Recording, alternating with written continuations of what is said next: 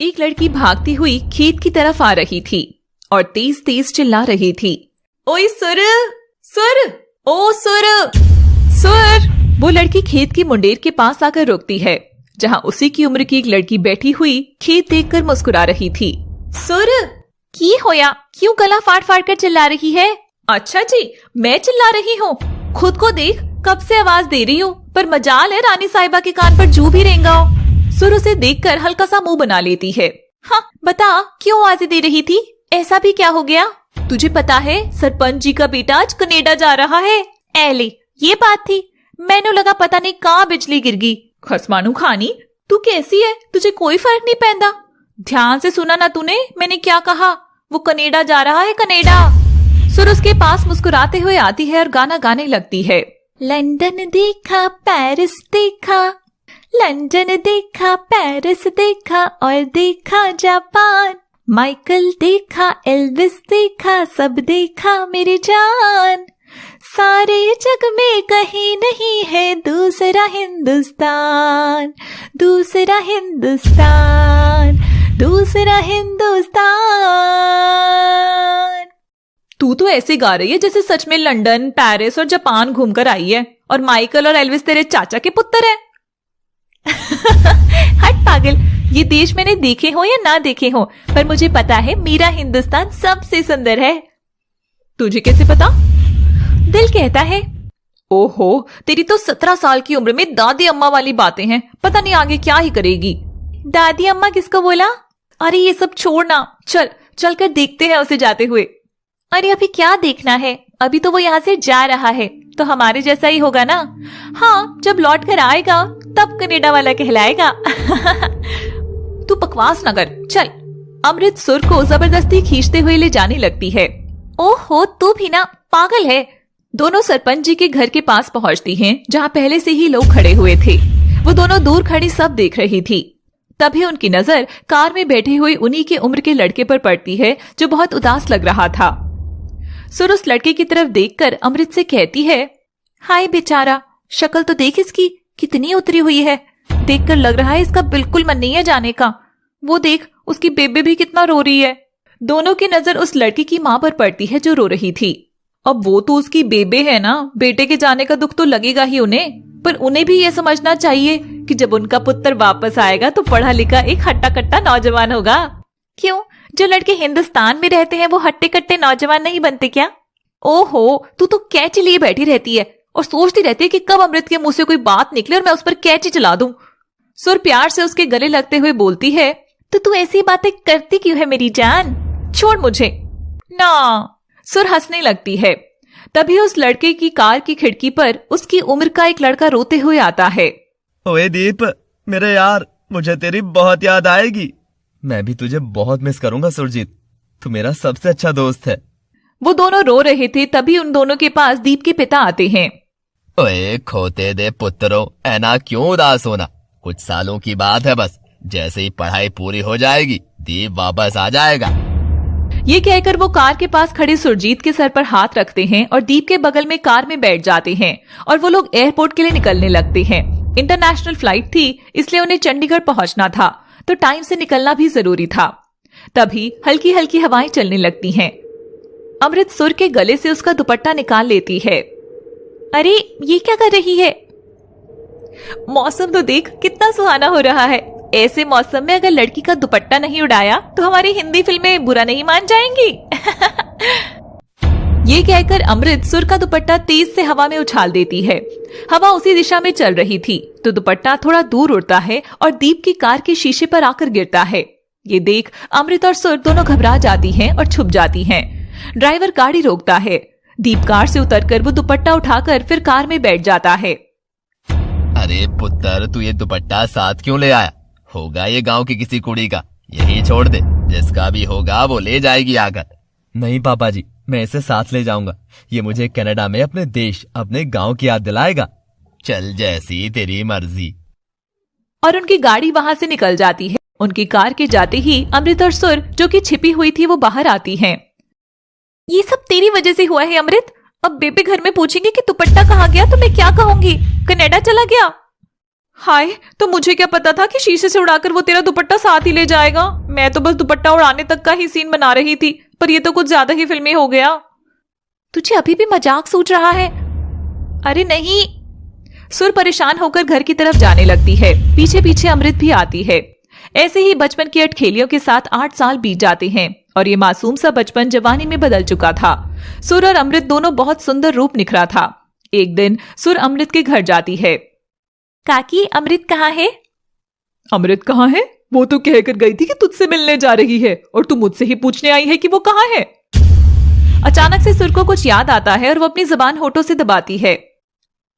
बुद्धू बन गई ना आप।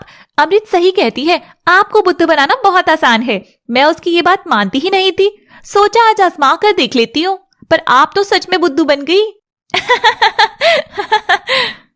वो हंसने लगती है। ना जाने तुम दोनों की शरारतें कब जाएंगी। 24 साल की हो गई हो दोनों, ब्याह की उम्र हो गई है और हरकतें देखो बिल्कुल बच्चों वाली। अच्छा काकी, मैं चलती हूँ। ये कहकर सुर अमृत के घर से बाहर निकल आती है और चैन की सांस लेती है। सुर खुद से कहती है, आज तो बाल बाल बचे। अगर पता चल जाता तो सूली पर तो टंग ही जाना था। वो अमृत के घर से अपने सरसों के खेत में आती है, जहाँ भूसे के ढेर के पीछे अमृत और एक लड़का एक दूसरे का हाथ पकड़े खड़े थे।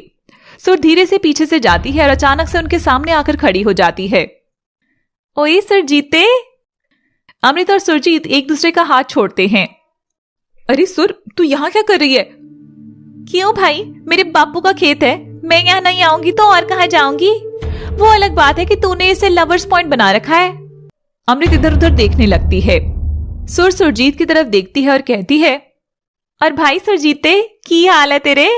रहने तो अब तो चंडीगढ़ चला गया है, पर हर थोड़े थोड़े दिन पर यहीं पाया जाता है। तूने चंडीगढ़ करे आशिकी फिल्म का नाम सफल कर दिया। पहली बात ही, तू मुझे सुरजीते बुलाना कब छोड़ेगी? ऐसा लगता है जैसे बीजी बुला रही हो। और दूसरी बात, कल दीप 8 साल बाद कनाडा से वापस आ रहा है, तो उससे मिलने आया हूँ। तेरी पहली बात का जवाब, जो मजा सुरजीते बुलाने में है वो सुरजीत में कहाँ? और दूसरी बात, अब दोस्त आ रहा है तो आना तो बनता है। सरपंच जी का बेटा ना?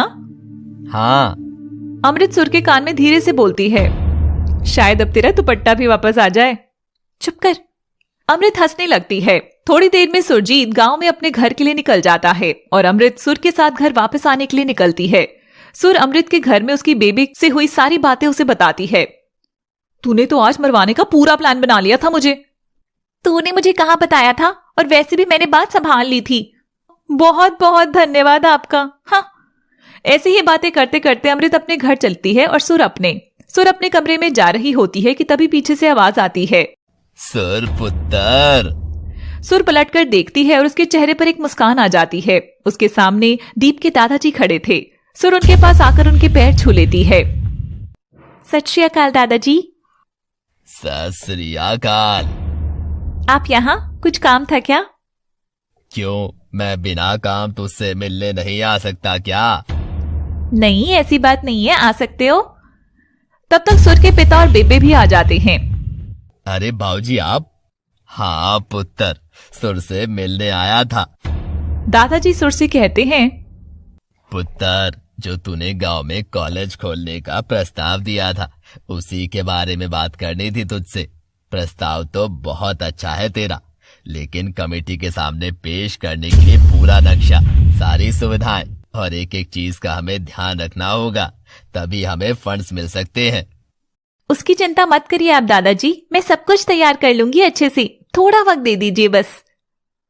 अरे आराम से वक्त ले। और वैसे भी अब तो तेरी मदद करने कोई और भी आ रहा है। दीप आ रहा है, साडा पोता। ये कहकर वो बहुत खुश हो जाते हैं। सुर के चेहरे पर भी हल्की सी मुस्कान आ जाती है। मैंने अभी उसे और उसके पिता दोनों को इस बारे में नहीं बताया है। दीप को तो मैं बता दूंगा, पर उसके बाप को हम लोग मिलकर सरप्राइज देंगे। मुझे यकीन है वो बहुत खुश होएगा। जी। थोड़ी देर में दादाजी वहां से चले जाते हैं। सुर के माता पिता उससे कहते हैं, बेटा हमें तुझ पर गर्व है। सिर्फ उम्र से ही नहीं, इंसान अपनी सोच से बड़ा होता है, जिसमें तू बहुत ऊंची है। हाँ, इस उम्र के बच्चे अपनी मस्ती में मस्त रहते हैं या सिर्फ अपने बारे में सोचते हैं, पर तुम इस गांव और यहाँ के लोगों के बारे में सोच रही हो। शिक्षा को यहाँ के लोगों के और करीब लाना चाहती हो। पापा जी, बेबे, ये गांव और यहाँ के लोग दूसरे थोड़ी हैं, मेरे अपने ही तो हैं। इनके लिए अगर मैं कुछ कर भी पाऊं तो मुझे बहुत खुशी होगी। यहाँ 12th तक का स्कूल तो है, पर हायर स्टडीज के लिए हमें शहर जाना पड़ता है, जिस वजह से बहुत से लोगों को पैसे और साधन की कमी की वजह से पढ़ाई छोड़नी पड़ जाती है। इसलिए मैं चाहती हूँ कि यहाँ पर भी उच्च शिक्षा आए। सुर के पिता उसके सिर पर हाथ रखते हैं। खुश रहो पुत्र, वाहेगुरु तुम्हें इस तुम्हारी नेक सोच में कामयाबी दे। ये कहकर उसके माता पिता वहां से चले जाते हैं। सुर भी अपने कमरे में आ जाती है और कॉलेज के प्लान के बारे में सोचने लगती है। अगले दिन अमृत सुर के घर आती है। सुर सुर सुर कोई जवाब नहीं देती। अमृत उसके कमरे में आ जाती है जहां सुर कुछ लिख रही होती है। वो उसके पास आकर जोर से बोलती है, सुर क्या है, क्यों गला फाड़ फाड़ कर चिल्ला रही है? साढ़े गले का ना सही पर मेरे कान की तो फिक्र कर ले, बहरा हो जाना है मैंने। अच्छा जी, ये तेरी आज की नहीं बचपन की आदत है, जब तक तेरे सर पर आकर ना चिल्लाओ ना तो जवाब नहीं देती। खैर ये छोड़, चल खेत में चलते हैं, देखना कितना अच्छा मौसम है। नहीं अभी नहीं, मैं कुछ काम कर रही हूं। दिमाग ना खराब कर मेरा, काम बाद में कर लेना, अभी चल। वो उसे खींचते हुए ले जाती है। दोनों खेत में पहुंच जाती हैं जहां फसलें लहलहा रही होती हैं। कितना सुंदर लग रहा है ना? हाँ यार, बात तो सही है तेरी, कुछ भी कह, हिंदुस्तान में और हमारे पंजाब में अपनी ही खूबसूरती है। सुर उसे देखकर मुस्कुराती है और गोल गोल घूमना शुरू कर देती है। जफियों सा देश है मेरा ओ सोनिया, जफियों सा देश है मेरा, जफियों सा देश है मेरा ओ सोनिया, जफियों सा देश है मेरा। तू दूर जितना जाए ये पास उतना आए, कब दिल तेरा ले जाए यहाँ पे, इश्क ही है रब और खुदा सोनिया, यहाँ पे इश्क ही है रब और खुदा सोनिया। जफियों सा देश है मेरा ओ सोनिया, जफियों सा देश है मेरा। सुर गाना गा ही रही थी कि अचानक से उसके सामने एक लड़का आकर खड़ा हो जाता है। वो गाना गाना बंद कर देती है। ये कौन सा अजनबी आया है सुर की दुनिया में? क्या सच में अजनबी है या कोई और जो कुछ नई ही कहानी लिखेगा? सुर जैसे ही गाना बंद करती है, उसके सामने एक लड़का खड़ा होता है जो बिल्कुल विदेशी लग रहा था। पैंट, शर्ट और उसके ऊपर से कोट और सिर पर हैट। वो सुर को देखता रह जाता है। दूर खड़ी अमृत की नजर भी उस पर पड़ती है। वो खुद से हैरान होकर बोलती है, हाय रब्बा, एक कौन सी फिल्म दा हीरो इत्थे आ गया। सुर और दीप अभी भी एक दूसरे को देखे जा रहे थे कि तभी अमृत उन दोनों के पास आती है। अमृत दीप से कहती है, सत श्री अकाल जी। दीप अमृत की तरफ देखता है। सत श्री अकाल। हमारे पिंड विच कौन सी फिल्म की शूटिंग होने वाली है? जी मुझे नहीं पता। सुर अमृत को कोहनी मारती है और धीरे से कहती है, क्या भूली जा रही है? तू चुप कर। वो फिर दीप की तरफ देखती है। हाँ जी, तुम्हें पूछ रही थी कि कौन सी फिल्म दी शूट वास्ते आप इधर आए हो। वैसे कोई भी हो, तुसी टेंशन ना लेना, साडे पिंड के लोग आपका बहुत ध्यान रखेंगे, इससे आप अपना ही पिंड समझो। सुर बार बार अमृत को चुप कराने की कोशिश कर रही थी, पर वो रुक ही नहीं रही थी, बस बोली जा रही थी। दीप को भी अब उन दोनों की ऐसी हरकतें देखकर हंसी सी आ रही थी, पर वो बिना कुछ बोले बस मुस्कुरा रहा था। तभी पीछे से सुरजीत की आवाज आती है, ओए दीप, मेरे यार, मेरी जान, आ गया तू। सुरजीत भी उन तीनों के पास आकर खड़ा हो जाता है और वो दीप के गले लगता है। सुरजीत अमृत और सुर से कहता है, अरे तुम दोनों यहाँ क्या कर रही हो? खैर, इससे मिलो, यह साडा यार दीप सिंह। सुर और अमृत के चेहरे की हवाइयां उड़ जाती हैं। दीप को उनके चेहरे देखकर हंसी आ जाती है। माफ करना जी, गलती से मिस्टेक हो गई। वो आप ऐसे तैयार थे तो मुझे लगा किसी फिल्म के हीरो होंगे। सुरजीत को कुछ समझ नहीं आ रहा था। वो उन सबसे पूछता है, ए की हो रहा है, कोई बताएगा मुझे?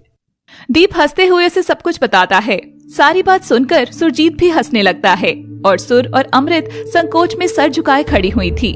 सुर अमृत से धीरे से कहती है, कितनी बार कहा है तुझसे, बोलने से पहले सोच लिया कर, पर नहीं, ऐसा कर लेगी तो तेरी शान में कमी नहीं आ जाएगी। अमृत बच्चों जैसा मुंह बना लेती है। चल अब। दोनों वहां से भागते हुए चली जाती हैं। दीप और सुरजीत उन्हें ऐसे देखकर हंसने लगते हैं। ये दोनों कौन है? जिसने तुझे फिल्म का हीरो समझ लिया वो थी अमृत, तेरी भाभी। क्या भाभी? ओए होए, तूने तो बड़ी अच्छी खबर सुनाई। ओए पूरी बात तो सुन, अभी शादी हुई नहीं है, हम दोनों एक दूसरे नू प्यार करते हैं। पर अभी घर वालों को कुछ नहीं पता है। अरे तेरा यार आ गया है, अब चिंता ना कर। तेरी प्रेम कहानी तो मैं पूरी करवा कर यहाँ से जाऊंगा। वापस जाऊंगा मतलब? अरे मतलब मैं यहाँ हमेशा के लिए रहने थोड़ी आया हूँ। इतने साल कनाडा में रहने के बाद मुझे नहीं लगता कि मैं इंडिया में रह पाऊंगा। पर छोड़ना, ये बता वो दूसरी वाली कौन थी? वो सुर थी। सुर अमृत पक्की सहेलियां हैं, हमारी तरह ही उन दोनों की दोस्ती है। सुर। उसके चेहरे पर एक प्यारी सी मुस्कान आ जाती है। ओए चल घर चलते हैं, काकी काका दादाजी सब इंतजार कर रहे हैं तेरा। चल। दोनों दीप के घर की तरफ निकल जाते हैं। दीप अपने घर पहुंचता है, जहां उसकी बेबे दरवाजे पर ही उसकी आरती उतार कर उसका स्वागत करती है। वो उनके गले लग जाता है। कैसा है मेरा पुत्र? इतने सालों बाद तुझे देख रही हूँ। यकीन ही नहीं हो रहा कि तू सच में मेरे सामने खड़ा है। यकीन कर लो बेबे, मैं आपके सामने ही हूँ। दीप की बेबे की आंख से आंसू छलक जाते हैं। तभी दीप के दादाजी बोलते हैं, साडे पिंड दा शेर अपने दादा से नहीं मिलेगा। दीप खुश हो जाता है और उनके पास आकर उनके पैर छूता है। वो उसे गले लगा लेते हैं। कैसे हैं दादाजी? तेनू देख लिया, बिल्कुल चंगा हो गया सी। दीप अपने पिता से भी मिलता है। इतने लंबे सफर से आया है, जा पुत्र थोड़ा आराम कर ले जाकर। जी दीप, मैं भी चलता हूँ, अभी शाम को आऊंगा। ठीक। सुरजीत वहाँ से चला जाता है। दीप भी अपने कमरे में जाकर आराम करता है। शाम को सब खाने पर उसका इंतजार कर रहे होते हैं कि तभी वो वहाँ आता है। आजा पुत्र, देख देख, आज मैंने सारी तेरी पसंद की चीजें बनाई हैं। सरसों दा साग, मक्के दी रोटी, लस्सी। दीप सब देखकर बहुत खुश हो जाता है। बस जन्नत है तो अपने घर विच ही है। सब साथ बैठकर खाना खाते हैं। खाने के बाद दीप के पापा जी और बेबे चली जाती हैं। दीप भी उठकर जाने लगता है कि उसके दादाजी उसे रोक लेते हैं। पुत्र जी, मुझे तेरे नाल कुछ जरूरी बात करनी है। कहिए ना। यहाँ नहीं, बाहर चलकर करते हैं। ठीक है। दोनों उठकर घर से बाहर आ जाते हैं और बाहर पड़ी चारपाई पर बैठ जाते हैं। अब बताइए दादाजी, क्या बात करनी है? बेटा, मैं हमारे पिंड में कॉलेज खुल जाए उसकी कोशिश कर रहा हूँ। पिंड के बहुत से बच्चे पैसों की कमी की वजह से अपनी पढ़ाई आगे नहीं बढ़ा पाते, क्योंकि शहर जाकर पढ़ पाए इतने पैसे नहीं होते उनके पास। ये तो बहुत अच्छी बात है दादाजी, आप बहुत नेक काम कर रहे हैं। जब भी पिंड में कॉलेज खुलेगा मैं जरूर आऊंगा। बेटा, आऊंगा से मतलब तू कहीं जा रहा है क्या? अभी मैं कनाडा में रहता हूँ तो पता नहीं उस वक्त यहाँ होऊंगा या नहीं, पर जब भी कॉलेज खुलने वाला हो तो आप मुझे पहले से बता दीजिएगा, मैं पहले ही टिकट्स बुक करा लूंगा। मतलब तू हमेशा के लिए यहाँ रहने नहीं आया है? जब तू यहाँ से जा रहा था तब इतना दुखी था, मुझे लगा कि शायद तुझे तो वापस आने का ही इंतजार होगा। ऐसा नहीं है दादाजी, मुझे यहाँ आने का इंतजार था, आप सबसे मिलने का, अपने पिंड वापस आने का। पर इतने साल कनाडा में रहने के बाद वहाँ की जिंदगी छोड़कर फिर से यहाँ बसना मेरे लिए मुमकिन नहीं है। जब तू कनाडा गया था तब भी तो यहाँ की जिंदगी छोड़कर नई जिंदगी बसाई थी, तो फिर अब क्या दिक्कत है? तब मैं छोटा था, चीजें समझता नहीं था, पर अब ऐसा नहीं है। मैंने इतनी मन लगाकर पढ़ाई करी है ताकि मुझे वहाँ पर एक अच्छी नौकरी मिल जाए। मैं 3 महीने के लिए यहाँ आया हूँ, जब तक मेरा रिजल्ट नहीं आ जाता। मैं साथ इंटरव्यूज की भी तैयारी कर रहा हूँ। अगर मेरी नौकरी लग गई तो मेरी मेहनत, पढ़ाई सब सफल हो जाएगी। यहाँ रहकर मैं कुछ भी नहीं कर पाऊंगा दादाजी, क्योंकि यहाँ की सीमाएं ही बहुत छोटी हैं और मैं उनमें बंधकर कभी खुश नहीं रह पाऊंगा।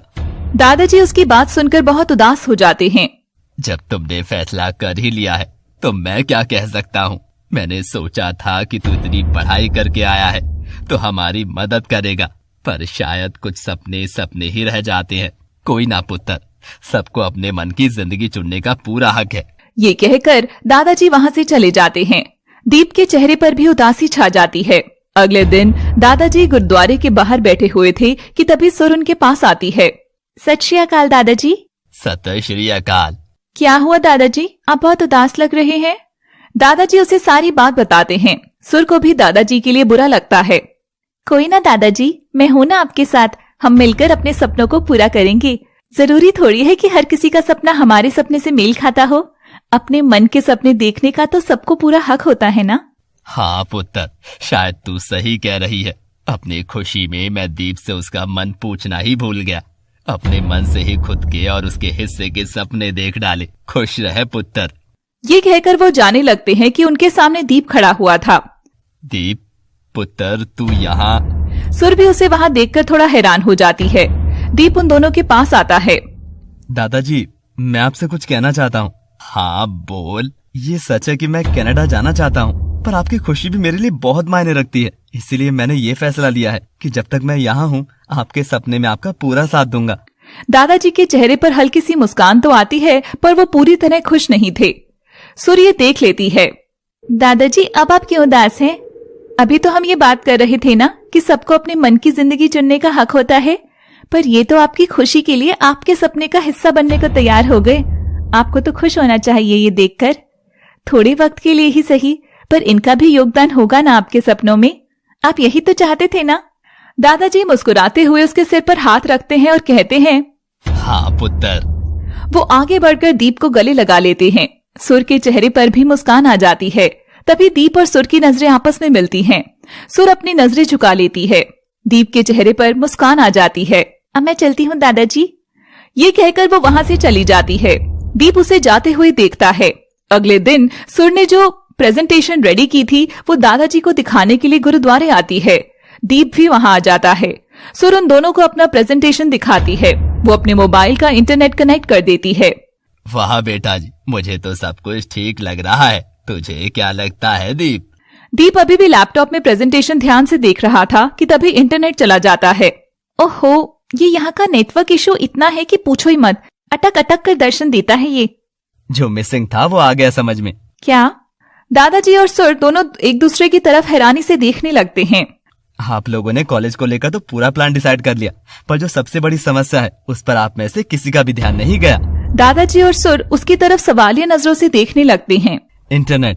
आज के टाइम में कोई भी फील्ड हो, इंटरनेट आज की जरूरत बन चुका है। आप लोग कॉलेज बनाने की परमिशन तो ले आएंगे, पर अगर इंटरनेट नहीं हुआ तो वो सुविधाएं कैसे दे पाएंगे आप लोग स्टूडेंट्स को? तेरी बात में दम तो है पुत्र जी, अब क्या करें? हमें हमारे पिंड में इंटरनेट के टावर लगाने को लेकर बात करनी चाहिए। पापा जी सरपंच है, वो और बाकी कुछ और लोग मिलकर पहले वो लगवाने की गुहार लगाई, तब फायदा ज्यादा होगा। ठीक है, मैं आज ही इस बारे में अमरदीप से बात करूंगा। दीप हाँ में सिर हिलाता है। थोड़ी देर बाद सब अपने घर को निकल जाते हैं। दादाजी घर जाकर दीप के पापा जी से बात करते हैं और वो राजी हो जाते। अगले दिन सुर दीप के घर आती है। अरे सुर पुत्र, तू कैसे? कोई काम था क्या? तब तक दीप और दादाजी भी वहाँ आ जाते हैं। हाँ ताया जी, ये मैंने प्रपोजल तैयार कर दिया है इंटरनेट की सुविधा के लिए। वो फाइल दीप के पिता को देती है। तूने इतनी जल्दी कर भी दिया? शुभ काम में देरी कैसी? जितना हम देर करेंगे उतने ही पिछड़े रहेंगे। बात में दम है तेरी। दीप अपने पिता के हाथ से फाइल लेता है और देखने लगता है। उसमें सब कुछ इतना टू द पॉइंट था कि करेक्शन की कोई गुंजाइश ही नहीं थी। अब मैं चलती हूँ, ये कहकर सुर वहाँ से निकल जाती है। दीप के दादाजी और पापा जी भी अंदर चले जाते हैं। दीप भागता हुआ सुर के पीछे जाता है और आवाज देता है, सुर। अपना नाम सुनकर सुर रुक जाती है। दीप उसके पास आता है। वो मैं तुमसे कुछ पूछना चाहता था। हाँ पूछिए। तुम इतनी पढ़ी लिखी इंटेलिजेंट हो, क्या तुम्हारा मन नहीं करता कि तुम इस पिंड से बाहर निकलो और अपनी काबिलियत के हिसाब से कोई नौकरी करो? सुर हल्का सा मुस्कुराती है। जब मुझ में काबिलियत है तो मैं किसी और की नौकरी करके उसे वहीं तक सीमित क्यों कर दूं? मतलब? अगर मेरी पढ़ाई लिखाई उस जगह को जहां मैं पैदा हुई पली बढ़ी उसे बेहतर बनाने की काम ही ना आए तो ऐसी पढ़ाई का क्या फायदा? मैं क्यों किसी और जगह या किसी और देश में जाकर अपनी काबिलियत बेचूं? इसमें बेचना क्या है? वो तुम्हें तुम्हारी इंटेलिजेंस के हिसाब से पे करेंगे। इंटेलिजेंस की तो कोई लिमिट नहीं होती। अगर मन में कुछ करने की लगन है तो आप सब कुछ कर सकते हो। वक्त के साथ आप विकसित होते जाते हो। किसी दूसरे की नौकरी करके मैं खुद को उनका गुलाम क्यों बनाऊं? इससे अच्छा है मैं अपने पिंड दे वास्ते कुछ करूं। पर इस बात का कोई अंत नहीं, ये बस सोच का अंतर है। आप अलग तरह से सोचते हैं और मैं अलग। चलती हूँ। ये कहकर सुर वहां से चली जाती है, पर दीप के मन में कई सवाल और उलझनें छोड़ जाती है। क्या दीप की सोच बदलेगी या वो अपनी ही सोच पर कायम रहेगा? दीप सुर की बातों के बारे में सोच ही रहा था कि तभी उसके पिता वहां आ जाते हैं। ओए दीप, की होया? कित्थे गुम है? दीप अपने ख्यालों से बाहर आता है। कुछ नहीं पापा जी, बस ऐसे ही। चल एक चक्कर पिंडदा लगा के आते हैं। जब से तू आया है तब से तुझसे बात करने की फुर्सत ही नहीं मिली। जी चलिए। दोनों पिंड घूमने निकल पड़ते हैं और साथ साथ बातें भी कर रहे थे। मैं बहुत खुश हूँ पुत्र कि तू वापस आ गया। 8 साल पहले मैंने तुझे भेजा तो था, पर मेरा रब ही जानता है कि कितनी तकलीफ हुई थी मुझे तुझसे दूर जाने में। हर पल मैंने बस तेरे लौटने का इंतजार किया है, और तेरी बेबे वो तो बस दिन गिना करती थी कि तू कब वापस आएगा। ये कहते कहते उनकी आंखों में हल्के से आंसू आ जाते हैं। दीप को समझ नहीं आ रहा था कि वो उन्हें कैसे बताए कि वो वापस चला जाएगा कुछ ही दिनों में। इसी उधेड़-बुन में वो कुछ नहीं कह पाता। थोड़ी देर में दोनों घर वापस आ जाते हैं। दीप अपने कमरे में पहुंचता है और अपनी ही सोच में गुम हो जाता है। कैसे बताऊं मैं सबको कि मैं वापस चला जाऊंगा कुछ दिन में? बहुत बुरा लगेगा सभी को। वो एक गहरी सांस छोड़ता है। जब जाने का टाइम आएगा तब की तब देखी जाएगी। जब तक यहाँ हूँ अपने घर वालों और यारों के साथ पूरा दिल खोल कर जीऊंगा। हाँ, कल की टेंशन में अपना आज क्यों गवाऊं? वो ये सब सोचकर सो जाता है। अगले दिन वो सुरजीत को फोन करता है। हाँ बोल मेरे यार, मेरी जान, आज सुबह सुबह कैसे याद कर लिया मैनू? तू मुझसे मिलने पिंड आया है ना, तो मिल। अभी कितने है तू? मैं तो दीप को पीछे से गुरुद्वारे की प्रार्थना सुनाई दे जाती है। गुरुद्वारे में है, रुक मैं अभी आता हूँ। अरे सुन तो। पर दीप तब तक फोन काट देता है। हेलो जी, हो गया स्यापा। वो अपना सर पकड़ लेता है। तभी उसे दूर से गुरुद्वारे की सीढ़ियों से अमृत और सुर आती दिखती हैं। आज तो इस शेरनी ने मुझे कच्चा ही चबा जाना है। सुरजीते, आज तो तू गया, भाई गुरुजी रक्षा करियो। दूसरी तरफ सुर अमृत से कहती है, ये जो तू रोज सुबह गुरुद्वारे के नाम पर जो करने आती है ना, ये ठीक नहीं है। मैं बता रही हूँ तुझे। घर वाले सोचते हैं हमारी कुड़ियां कितनी संस्कारी हैं। रोज सुबह वाहिगुरु जी दे नाल मत्था टेकने वास्ते आती हैं। उन्हें क्या पता कि वाहिगुरु जी नहीं किसी और के यहाँ ही मत्था टेक के जाते हैं।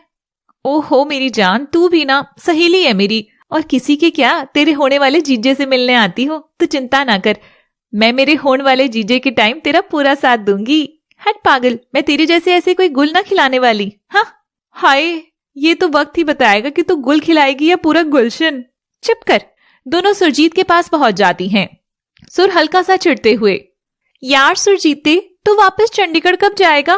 काम नहीं है क्या तेरे पास? क्यों भाई, तुझे की परेशानी है मेरे यहाँ रहने से? ओए तू बुरा ना मान, बेचारी चौकीदारनी बन बनकर परेशान हो गई है ना, इसी वजह से थोड़ा दिमाग फिर गया इसका। अच्छा, मेरा दिमाग फिर गया है? तू टाइम ना खराब कर हमारा, यही रुकी रहे, हम पीछे बैठे हैं, देखते रहियो कि कोई आ ना जाए जान पहचान वाला। ये कहकर सुरजीत और अमृत गुरुद्वारे के पीछे पड़ी खाली जगह में एक बेंच पर बैठ जाती हैं और सुर दूर खड़ी देखती है कि कहीं कोई जान पहचान का ना आ जाए। थोड़ी देर में दीप गुरुद्वारे पहुंच जाता है।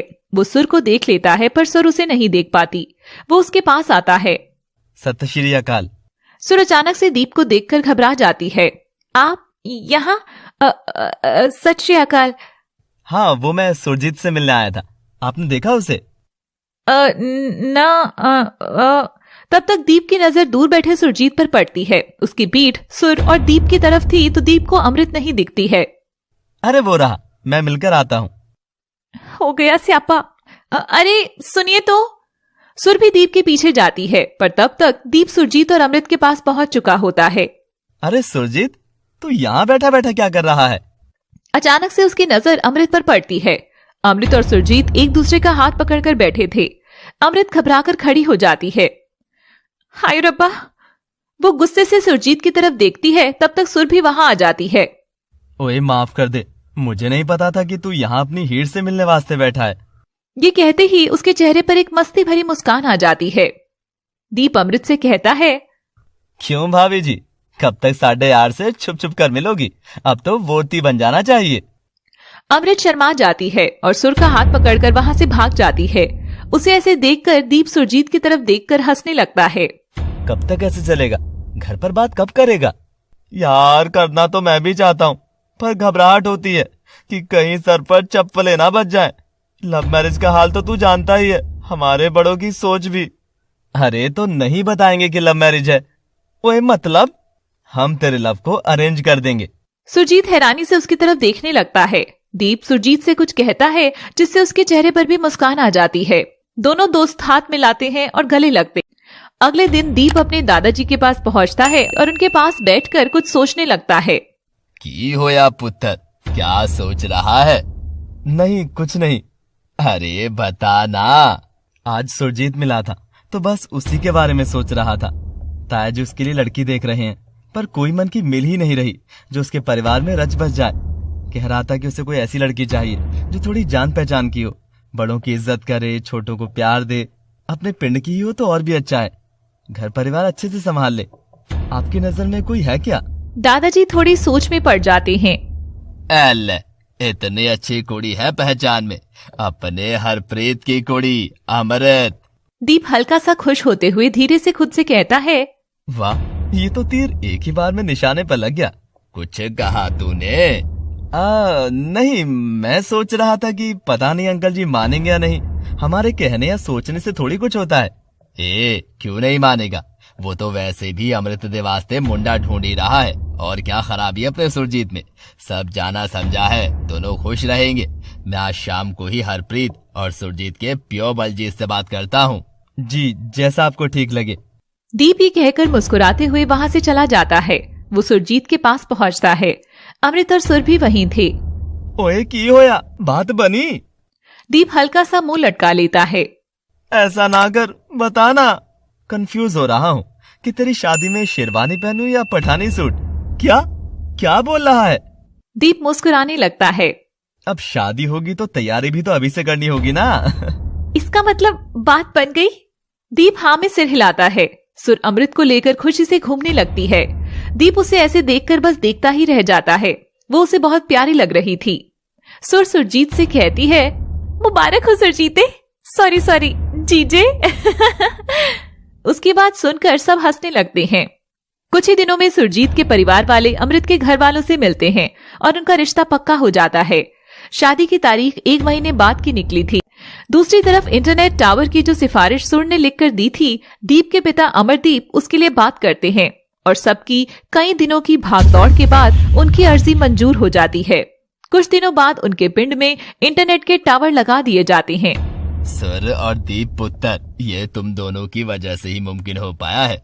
वाहेगुरु जी की मेहर तुम दोनों पर हमेशा बनी रहे। सुर और दीप दोनों एक साथ दादाजी के पैर छूने के लिए झुकते हैं। वाहेगुरु तुम दोनों के सारे ख्वाब पूरे करें। सुर और दीप की नजरें मिलती हैं।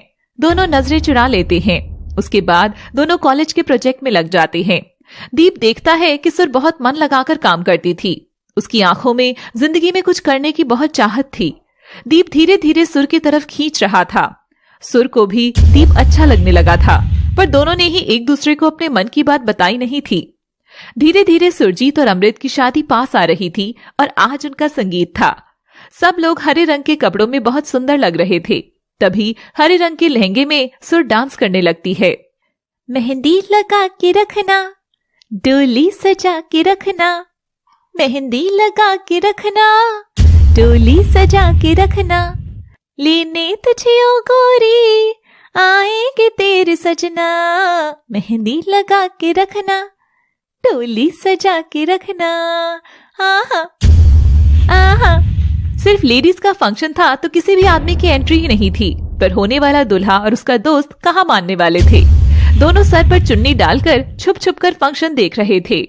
हाय, मेरी अमृत कितनी सुंदर लग रही है। दीप भी बिना सोचे समझे बोल देता है। हाँ यार, मेरी सुर के भी क्या कहने। सुरजीत हैरान होते हुए बोलता है। क्या कहा? दीप होश में आता है और इधर उधर देखने लगता है। क्या कहा? कुछ भी तो नहीं। मैं क्या तुझे पागल लगता हूँ? जो तूने कहा वो सुना है मैंने। क्या बात है, कब से चल रहा है ये? चुप कर और धीरे से बोल। पहली बात, अगर किसी ने यहाँ देख लिया तो वैसे ही डंडे पड़ेंगे, और अगर गलती से भी ये बात सुन ली फिर तो चप्पलों से ऐसी पूजा होगी ना, सोचकर भी डर लगता है। अरे वो सब तो ठीक है, पर तूने सुर को बताया कि नहीं? नहीं, हिम्मत ही नहीं पड़ रही। ओए पागल है क्या? जब तक बताएगा नहीं तब तक पता कैसे चलेगा कि उसके मन में क्या है? परवर कुछ नहीं, कल मेरी शादी है और तू कल ही सुर को अपने दिल की बात बताएगा, समझा? दीप हाँ में सिर हिलाता है। फिलहाल अभी यहाँ से चल, वरना बहुत जूते पड़ेंगे। दोनों चोरी छुपे वहाँ से निकल जाते हैं। अगले दिन सुरजीत और अमृत की शादी थी। घर में बहुत चहल पहल थी और अमृत बहुत सुंदर से पंजाबी जोड़े में तैयार थी, और दूसरी तरफ सुरजीत भी दूल्हे की शेरवानी में था। सुर ने भी बहुत सुंदर लहंगा पहना हुआ था। बारात आती है और अमृत और सुरजीत मंडप में बैठ जाते हैं। मौका देखकर दीप सुर के पास आता है।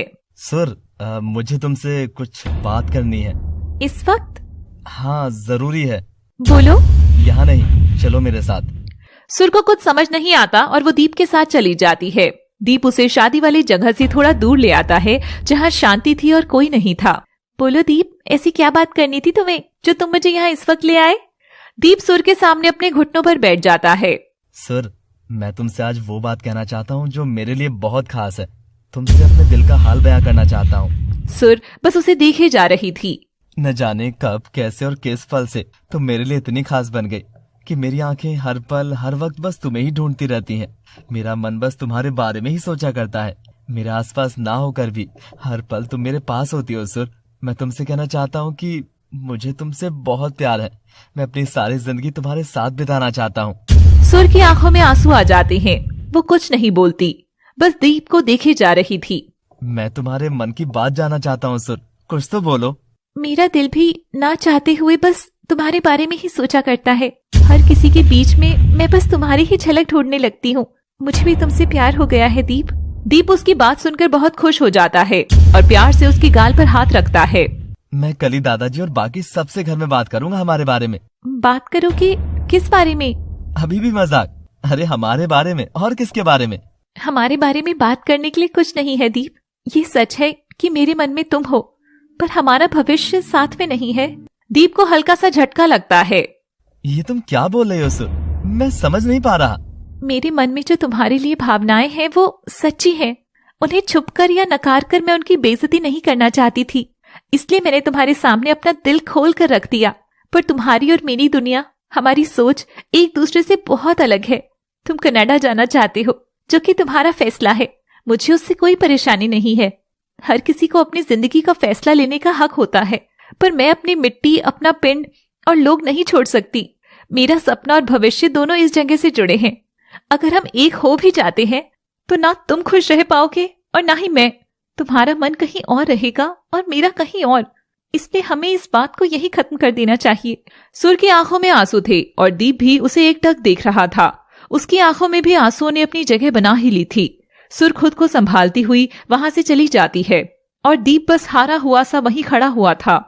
दो पल रुका ख्वाबों का कारवां और फिर चल दी, तुम कहाँ हम कहाँ। दो पल की थी ये दिलों की दास्तां और फिर चल दी, तुम कहाँ हम कहाँ। और फिर चल दी, तुम कहाँ हम कहाँ। क्या ऐसा अंत है इस प्रेम कहानी का जो शुरू होने से पहले ही खत्म हो गई, या अभी भी बहुत से मोड़ आने बाकी हैं? दीप सुर का जवाब सुनकर हैरान रह गया था। उसे एक झटका सा लगा था, मानो किसी ने उसका ख्वाब पूरा होने से पहले ही आंखों से उन्हें देखने का हक छीन लिया हो। तभी गांव का एक आदमी दीप के पास आता है। ओए दीप, तू ऐसे की कर रहा है? उधर तेरे यार दा ब्याह हो रहा है। दीप खुद को संभालते हुए कहता है। चलिए। दीप उस आदमी के साथ शादी वाली जगह पर आ जाता है। सुर भी वही थी जो अपनी मुस्कुराहट के पीछे अपने दिल का दर्द छुपाए घूम रही थी। उन दोनों की नजरें आपस में मिलती हैं और ना चाहते हुए भी उनकी पलकें भीग ही जाती हैं। अमृत और सुरजीत का ब्याह हो जाता है और अब विदाई का समय था। अमृत अपनी बीजी और पापा जी से मिलकर सुर के गले लग जाती है। सुर, मैनू तेरी बहुत याद आएगी। मुझे भी तेरी बहुत याद आएगी। मैं तो तेरे बिना कुछ करती ही नहीं। पता नहीं वहाँ कैसे रह पाऊंगी। अगर ऐसा है तो अगर तू कहे तो मैं ताया जी से बात कर लूं कि हमारी अमृत हमारे बगैर नहीं रह पाएगी, तो उसे ससुराल ना भेजें। चुप कर। चल अब ओवर एक्टिंग बंद कर और जा। वो देख सुरजीते को कितना बावला हो रहा है। अमृत आंखों में आंसू भरे हल्का सा मुस्कुराकर चली जाती है। अमृत और सुरजीत कार से चंडीगढ़ के लिए निकल जाती हैं और बाकी सब भी अपने अपने घर चले जाते हैं। सुर और दीप का हाल बहुत बुरा था। उनकी आंखों से आंसू थमने का नाम नहीं ले रहे थे। अगले दिन शाम के वक्त सुर दादाजी से मिलने गुरुद्वारे आती है। आपने बुलाया दादाजी? तब तक दीप भी आ जाता है। क्या बात है दादाजी, आपने मुझे गुरुद्वारे क्यों बुलाया? तभी दीप और सुर की नजर एक दूसरे से मिलती है। दोनों की आंखों में दर्द साफ झलक रहा था। सुर दादाजी की तरफ देखने लगती है, तभी दादाजी बोलते हैं।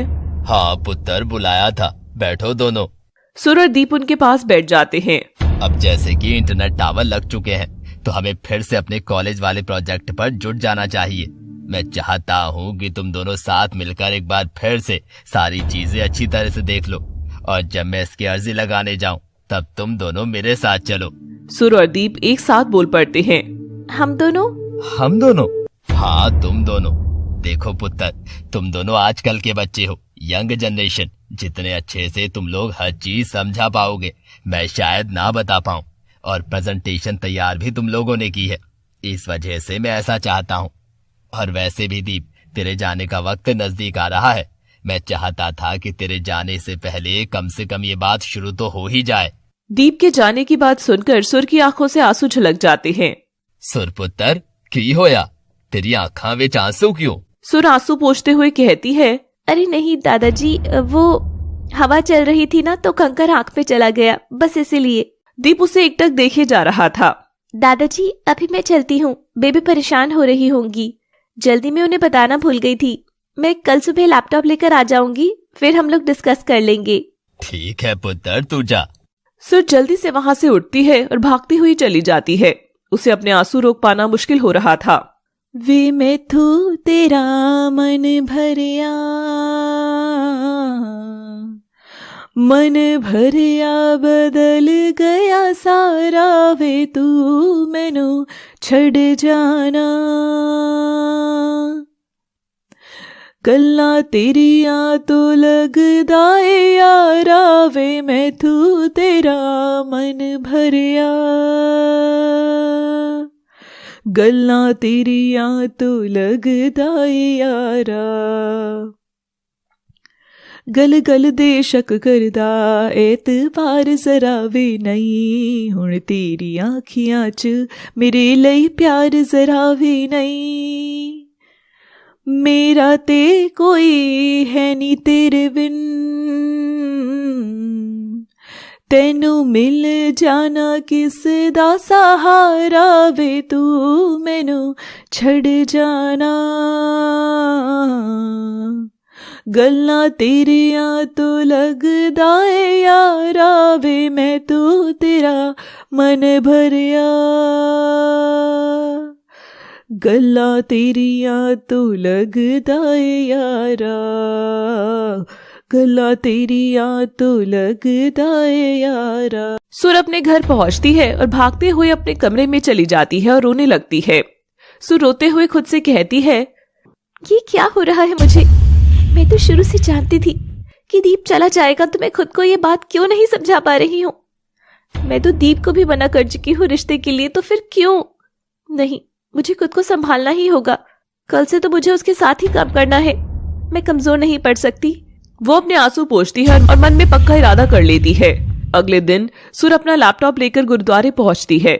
दीप वहां पहले से ही अपने लैपटॉप पर कुछ कर रहा था और दादाजी उसके बगल में बैठे देख रहे थे।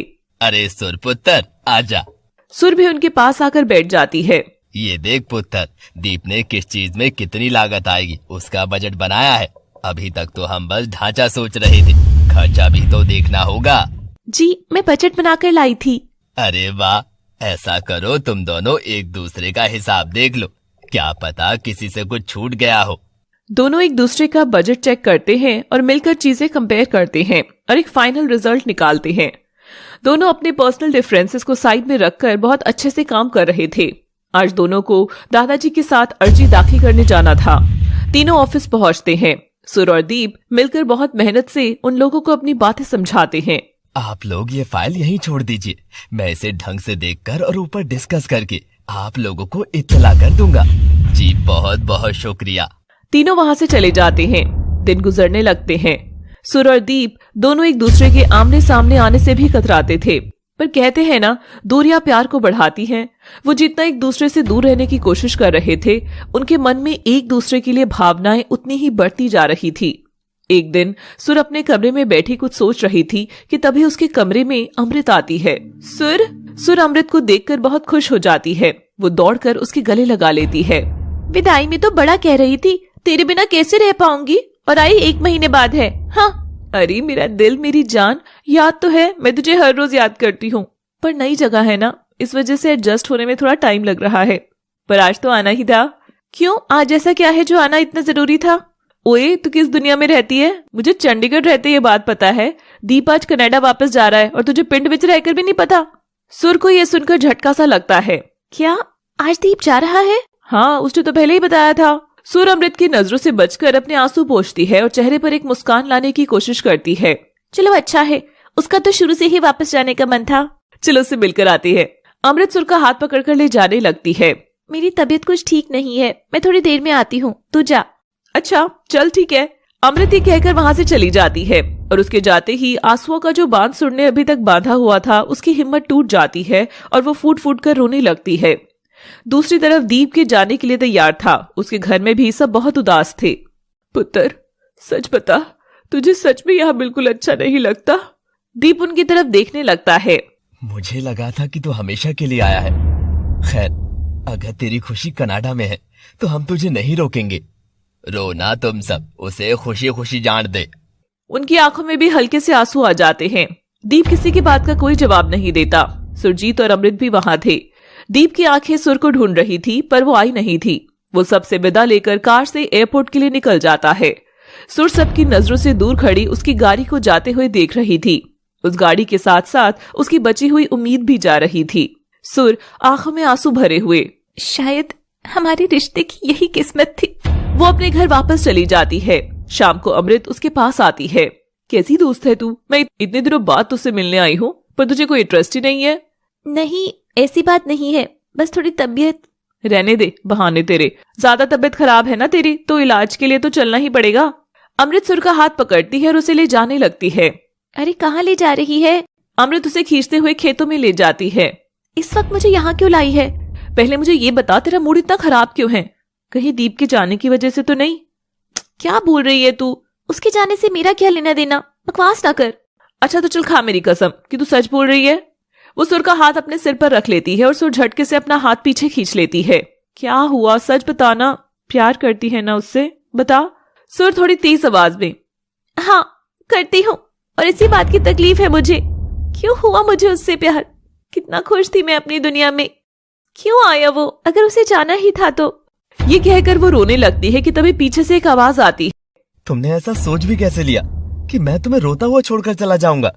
सुर एकदम पलट कर देखती है तो उसके सामने दीप सुरजीत के साथ खड़ा हुआ था। दीप सुर के पास आता है। क्या हुआ? ऐसे क्या देख रही हो? तुमने कहा था कि हमारी दुनिया बहुत अलग है, तुम्हारी दुनिया यहाँ है। तो अगर तुम्हारी दुनिया यहाँ है तो मेरी दुनिया कहीं और कैसे हो सकती है? सुर अभी भी सवालिया नजरों से उसे देख रही थी।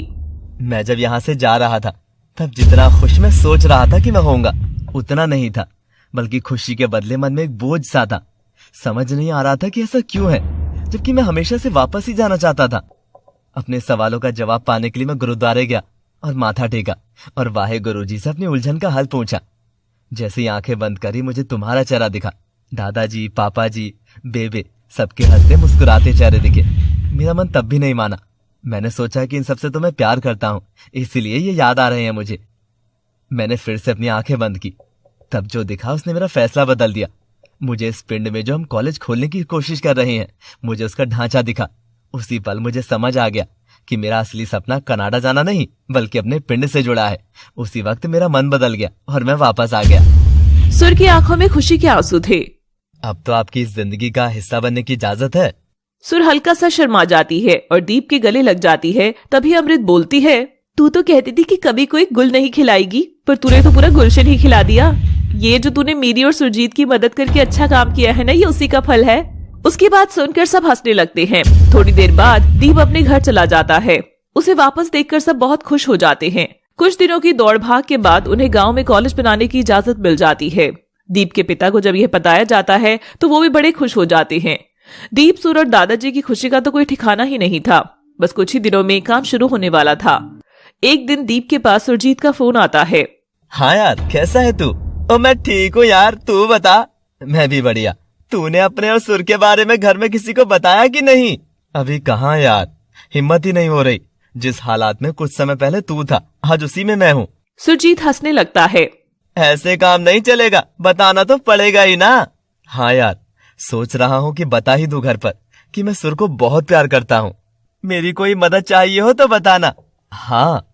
दीप फोन रख देता है, पर उसे ये नहीं पता था कि उसकी बात दादाजी ने सुन ली थी। अगले दिन दीप कहीं जा रहा था कि दादाजी उसे रोकते हैं। किसी काम से जा रहा है क्या पुत्र? नहीं दादाजी, कुछ खास नहीं। आप कहिए, कुछ काम था क्या? हाँ, थोड़ी बात करनी थी तुझसे। सोच रहा था कि अब तेरी शादी की उम्र हो गई है, तो हमें इस बारे में बात करनी चाहिए। दीप उनकी बात सुनकर घबरा जाता है। शादी? अचानक से आपके मन में ये ख्याल कैसे आया? अरे पुत्र जी, हमेशा से था, बल्कि मैंने तो लड़की भी देख ली है तेरे लिए। क्या? हाँ, पास के गांव की ही है, बहुत अच्छी और संस्कारी है। मुझे नहीं करनी उससे शादी। अरे बिना देखे कैसे मना कर रहा है? प्लीज दादाजी। अरे अच्छा ठीक है, ये नहीं तो हम कोई और देख लेंगे तेरे लिए। दीप मुंह बनाकर वहां से जाने लगता है कि तभी दादाजी बोलते हैं, वैसे तुझे सुर कैसी लगती है? सुर का नाम सुनते ही वो रुक जाता है और दादाजी की तरफ देखने लगता है। जवाब नहीं दिया तूने। मुझे तो बड़ी सोनी कुड़ी लगती है, अगर तुझे नहीं पसंद है तो। नहीं, वो मुझे सब पता है। दीप हल्का सा शर्मा जाता है। खोते दा पुत्र।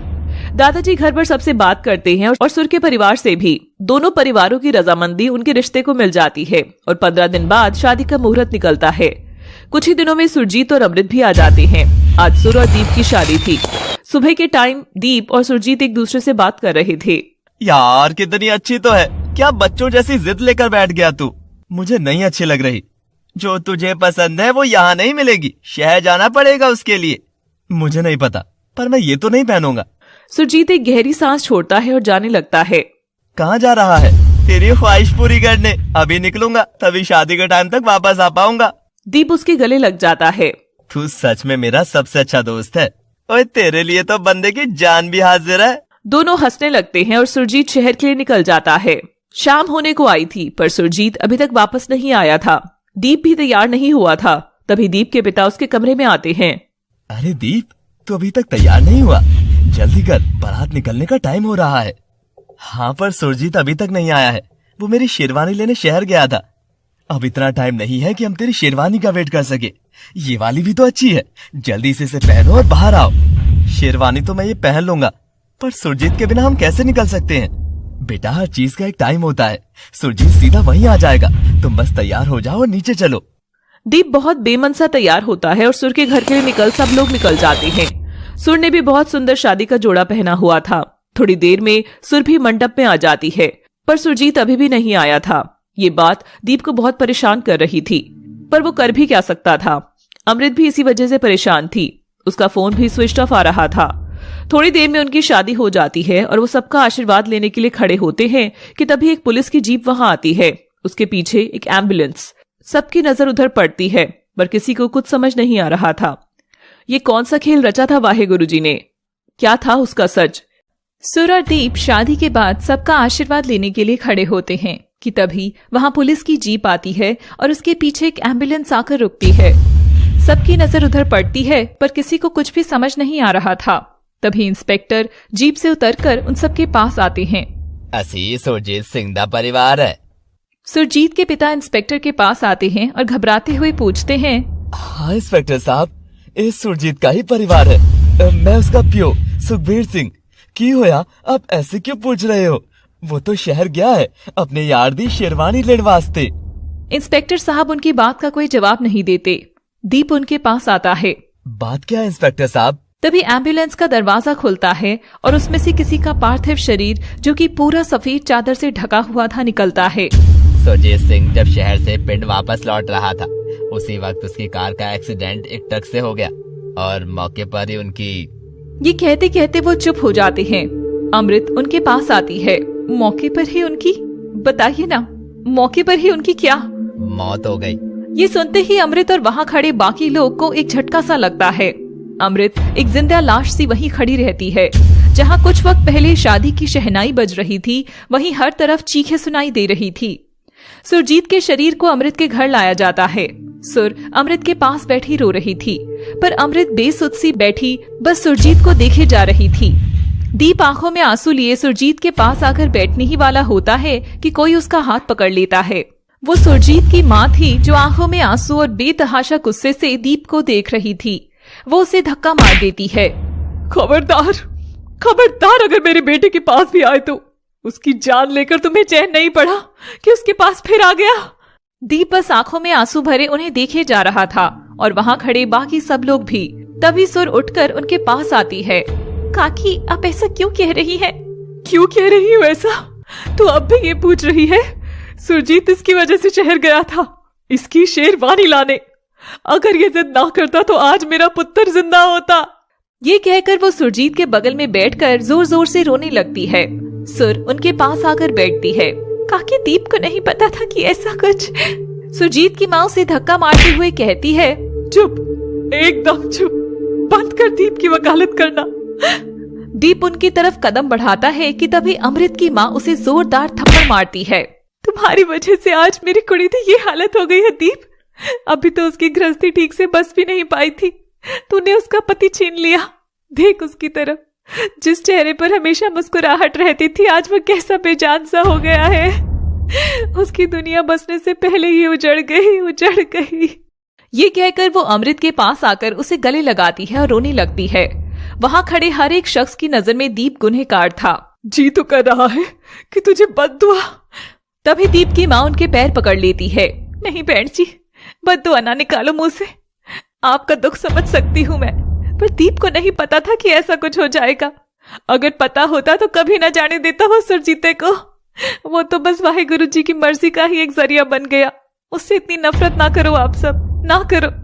जितने दुखी आप सब हैं उससे कहीं ज्यादा टूटा हुआ है वो अंदर से। ये कहकर वो फूट फूट कर रोने लगती है। सुर की माँ आकर उन्हें संभालती है। थोड़ी देर सुरजीत के शरीर को अंतिम यात्रा के लिए ले जाया जाता है। सुरजीत के परिवार का बहुत बुरा हाल था, पर अमृत की आंखों में एक आंसू नहीं था। वो बस सुरजीत को जाते हुए देखे जा रही थी। सुर रोते हुए अमृत के पास आती है। अमृत होश में आ, देख सुरजीते को ले जा रहे हैं। वो जा रहा है हमेशा के लिए, मिली कि नहीं उससे। वो उसे पकड़कर हिलाती है। अमृत कुछ होश में आती है। कौन ले जा रहा है मेरे सुरजीत को? वो देखती है सुरजीत का शरीर वहां नहीं था। वो बाहर देखती है तो सुरजीत जा रहा था। वो भागते हुए उन सबके सामने आकर खड़ी हो जाती है। कहाँ ले जा रही हो मेरे सुरजीत को? मैं नहीं ले जाने दूंगी। पुत्र, रास्ता छोड़, ऐसे नहीं रोका जाता, जाने दे हमें। नहीं, प्लीज मत ले जाओ उसे, मैं नहीं जी पाऊंगी उसके बिना। मत करो ऐसा। अमृत की माँ और कुछ औरतें अमृत को जबरदस्ती खींचकर रास्ते से हटाती हैं। दीप ये सब देख रहा था और अंदर ही अंदर टूट रहा था, पर कुछ कह नहीं पा रहा था। सब लोग शमशान घाट पर पहुंचकर सुरजीत का दाह संस्कार कर देते हैं और घर वापस आ जाते हैं। दीप अपने कमरे पर जमीन पर ही बैठा था। तभी सुर उसके पास आती है और उसके कंधे पर हाथ रखती है। दीप, तुम यहाँ क्या कर रहे हो? तुम्हें तो इस वक्त अमृत के पास होना चाहिए था। जाओ, उसके पास जाओ, उसे तुम्हारी जरूरत होगी। ये कहकर दीप उठकर जाने लगता है, पर सुर उसका हाथ पकड़कर रोक लेती है। वो प्यार से अपने दोनों हाथों से उसका चेहरा लेती है। उसका प्यार भरा स्पर्श उसके अंदर के गुबार को, जो उसने इतने वक्त से अपने अंदर रखा हुआ था, उसे बाहर लाने पर मजबूर कर देता है। वो उसके गले लग जाता है और फूट फूट कर रोने लगता है। दीप, संभालो खुद को, अगर तुम ऐसे टूट जाओगी तो कैसे चलेगा? मैं सच कह रहा हूँ सुर, मैंने सुरजीत को नहीं मारा। मुझे नहीं पता था कि उसके साथ ऐसा कुछ हो जाएगा। अरे वो तो मेरे बचपन का यार था, बहुत प्यार करता था मैं उससे। मैं क्यों उसके साथ ऐसा कुछ करूंगा? क्यों? मैं जानती हूँ तुमने कुछ नहीं किया, ये बात अपने मन से निकाल दो दीप। ये होनी ही थी दीप, बस वजह तुम बन गए। वो दोनों रोने लगते हैं और यूं ही रात बीत जाती है। अगले दिन सुबह दीप और सुर घर के हॉल में आते हैं, जहाँ दादाजी और दीप के पिता आपस में बात कर रहे थे। दादाजी, पापा जी, क्या बात है? वो पुत्र, सुरजीत का परिवार वापस चंडीगढ़ जा रहा है और साथ में अमृत भी। क्या? ऐसे अचानक? हाँ पुत्र, मैं उनसे मिलकर आता हूँ। सुर और दीप जाने लगते हैं कि तभी दीप के पिता बोलते हैं, क्यों जा रहा है वहाँ? वो तुझे सुरजीत की मौत का जिम्मेदार समझते हैं। वो सिर्फ तुझे बुरा भला कहेंगे। अपना बेटा खोया है पापा जी उन्होंने, और आप कह रहे हैं कि मैं इस वजह से ना जाऊं कि वो मुझे कुछ बुरा भला कह देंगे। नहीं पापा जी, उनका हक है मुझे कहने का। चलो सुर। दीप और सुर अमृत के घर चले जाते हैं, जहाँ सुरजीत के माता पिता और अमृत गाड़ी में बैठ रहे थे जाने के लिए। दीप सुरजीत की माँ के पास जाता है। काकी, मैंने रब्दी सो, मुझे नहीं पता था कि सुरजीत के साथ ऐसा कुछ हो जाएगा। वो तो मेरा यार था, प्यार था मेरा। फिर भी हो सके तो मुझे माफ कर दीजिए। वो अपने हाथ जोड़ लेता है। हमने जो खोना था वो तो खो ही दिया है, अपना पुत्र। तू जी अपनी जिंदगी खुशी से। वो सुर की तरफ इशारा करती हुई बोलती हैं। मेरी माफी से तुझे क्या फर्क पड़ता है? मैं तुझे कभी माफ नहीं कर पाऊंगी, इतना याद रखना तुम। ये कहकर वो लोग गाड़ी में बैठ जाते हैं और चले जाते हैं। सुर और दीप बस उन्हें जाते हुए देखते रह जाते हैं। पर दीप के कानों में सुरजीत की माँ के शब्द गूंज रहे थे। वो रात भर उनकी कहीं बातें सोचता है और मन में फैसला करता है। अगले दिन सुबह जब सुर कमरे में आती है तो देखती है दीप तैयार खड़ा था उसके सामने और एक बैग में अपने कुछ कपड़े रख रहा था। अरे दीप, तुम कहीं जा रही हो क्या? दीप सुर की तरफ देखने लगता है। अब जो मैं तुमसे कहने जा रहा हूँ उसे ध्यान से सुनना और अपना फैसला लेना। कहीं ना कहीं मेरी वजह से सुरजीत की जान चली गई। मैं उसे तो वापस नहीं ला सकता, पर अब मेरी जिंदगी का सिर्फ एक ही मकसद है और वो है पश्चाताप, प्रायश्चित। इसीलिए मैं चंडीगढ़ जा रहा हूँ सुरजीत के घर, और तब तक वापस नहीं आऊंगा जब तक मुझे दिल से उनकी माफी नहीं मिल जाती। जिस दिन से वो लोग फिर से जीना शुरू नहीं कर देते। नहीं जानता मुझे इसमें कितना वक्त लगेगा, चाहे सारी जिंदगी लग जाए, पर मैं तब तक ना तो वापस आऊंगा और ना ही तुम में से किसी से मिलूंगा और ना ही किसी को देखूंगा। सुर की आंखों में आंसू थे। देखो सुर, ये मेरा प्रायश्चित है। मैं नहीं चाहता कि तुम भी इसकी आग में जलो, इसीलिए बेहतर होगा कि तुम अपने घर चली जाओ। तुम अपनी जिंदगी मत बर्बाद करो। तुमने ऐसा सोच भी कैसे लिया कि मैं अपने घर चली जाऊंगी? ब्याह हुआ है हमारा, हर सुख दुख में साथ देने का वादा किया है एक दूजे से, और तुम मुझे ये सब छोड़कर जाने को कह रहे हो? इंतजार बहुत लंबा हो सकता है सुर। चाहे जिंदगी भर करना पड़े, पर मैं टूटूंगी नहीं। ये सिर्फ तुम्हारा नहीं, मेरा भी प्रण है कि सुरजीत के परिवार में खुशियां वापस लाकर रहें। तुम अपना फर्ज निभाओ और मैं यहाँ अपना फर्ज निभाऊंगी। वादा करती हूँ, शिकायत का कोई मौका नहीं दूंगी। उसकी आंखों में दुख साफ झलक रहा था। दोनों एक दूसरे के गले लग जाते हैं और जी भरकर रोते। थोड़ी देर बाद दोनों एक दूसरे से अलग होते हैं। दीप अलमारी से सुर का वही दुपट्टा निकालता है जो वो कनाडा लेकर गया था। तुम्हारी यही निशानी मुझे आगे की जंग लड़ने की हिम्मत देगी। वो उस दुपट्टे को अपने बैग में रख लेता है। बाहर चलें, बाकी सबको भी बताना होगा। सुर हाँ में सिर हिलाती है। दोनों घर के बाकी लोगों को सब कुछ बताते हैं, पर कोई उनकी बात मान ही नहीं पा रहा था। तू पागल हो गया है क्या? जानता भी है जिस रास्ते पर तू चलना चाहता है उसकी मंजिल में सिर्फ अंधेरा है, सिर्फ अंधेरा। और सुर, उसके बारे में तो सोच, वो कैसे रहेगी तेरे बिना? उसके प्रति कोई जिम्मेदारी नहीं है तेरी। पापा जी, मुझे दीप ने सब कुछ बता दिया है। मैं दीप के साथ हूँ। क्या? हाँ पापा जी, मैं हर कदम पर उसके साथ हूँ, चाहे इंतजार कितना भी लंबा क्यों ना हो। और मैं चाहती हूँ कि आप लोग भी दीप का साथ दें, क्योंकि जब तक मन को सुकून नहीं मिलता, इंसान कभी खुश नहीं रह सकता। उन दोनों के बहुत समझाने पर सब मान जाते हैं और दीप चंडीगढ़ के लिए निकल जाता है। दीप सुरजीत के घर पहुंचता है। सुरजीत के पिता दरवाजा खोलते हैं। दीप, तुम यहाँ कैसे? तब तक अमृत और सुरजीत की माँ भी आ जाती हैं और दीप को देखकर हैरान हो जाते हैं। दीप सुरजीत की माँ के पास जाता है। आपने कहा था मुझसे कि मुझे आप लोगों से कभी माफी नहीं मिलेगी, पर मैं घर से कसम खाकर निकला हूँ कि जब तक आप लोग मुझे दिल से माफ नहीं कर देते मैं वापस नहीं जाऊंगा। ना तो किसी से मिलूंगा और ना ही बात करूंगा। बहुत बड़ी सौ खाली है तूने, क्योंकि ये कभी पूरी नहीं होगी। बेहतर होगा कि तुम अपने घर लौट जाओ और हमें हमारे हाल पर छोड़ दो, समझे? नहीं काकी, चाहे सारी उम्र निकल जाए, पर जब तक मैं आप सबके दिलों पर मरहम ना लगा दूं, नहीं जाऊंगा। तुझे जो करना है कर, मैंने कोई फर्क नहीं पहनता। ये कहकर वो अंदर चली जाती है। अमृत वहीं खड़ी हुई थी, जो आंखों में उदासी लिए उसे देख रही थी। दीप उससे बात करने उसकी तरफ कदम बढ़ाता है, पर वो वहां से चली जाती है। दीप भी उनके घर से निकल जाता है और उन्हीं के घर के बाहर बैठ जाता है। रात हो चुकी थी। सुरजीत के घर वालों को लगता है कि दीप चला गया, पर जैसे ही सुरजीत के पिता दरवाजा खोलते हैं, दीप वहीं जमीन पर लेटा हुआ था। क्यों कर रहा है तू ये सब? कुछ नहीं मिलने वाला। मिलेगा ताया जी, आप जो कहेंगे मैं वो करूंगा। अच्छा, कर पाएगा? आप कहकर तो देखिए। तब तक सुरजीत की बीजी और अमृत भी वहां आ जाती है। आप क्यों इसके मुंह लग रहे हैं जी? इसे जो करना है करने दीजिए, हमारा क्या वास्ता इससे। नहीं कुलविंदर, जब से आया है तब से कह रहा है कि माफी लेकर ही जाएगा, तो देखता हूँ उसकी बातों में कोई दम है या सिर्फ बातें ही हैं। सुरजीत के पिता दीप से कहते हैं, कल सुबह दुकान पर आ जाना, आगे की बात वहीं करेंगे। जी। सब लोग घर के अंदर चले जाते हैं और दीप वहीं बाहर बैठा होता है।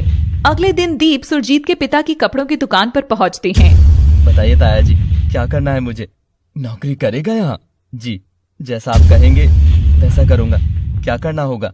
कस्टमर्स को कपड़े दिखाने होंगे?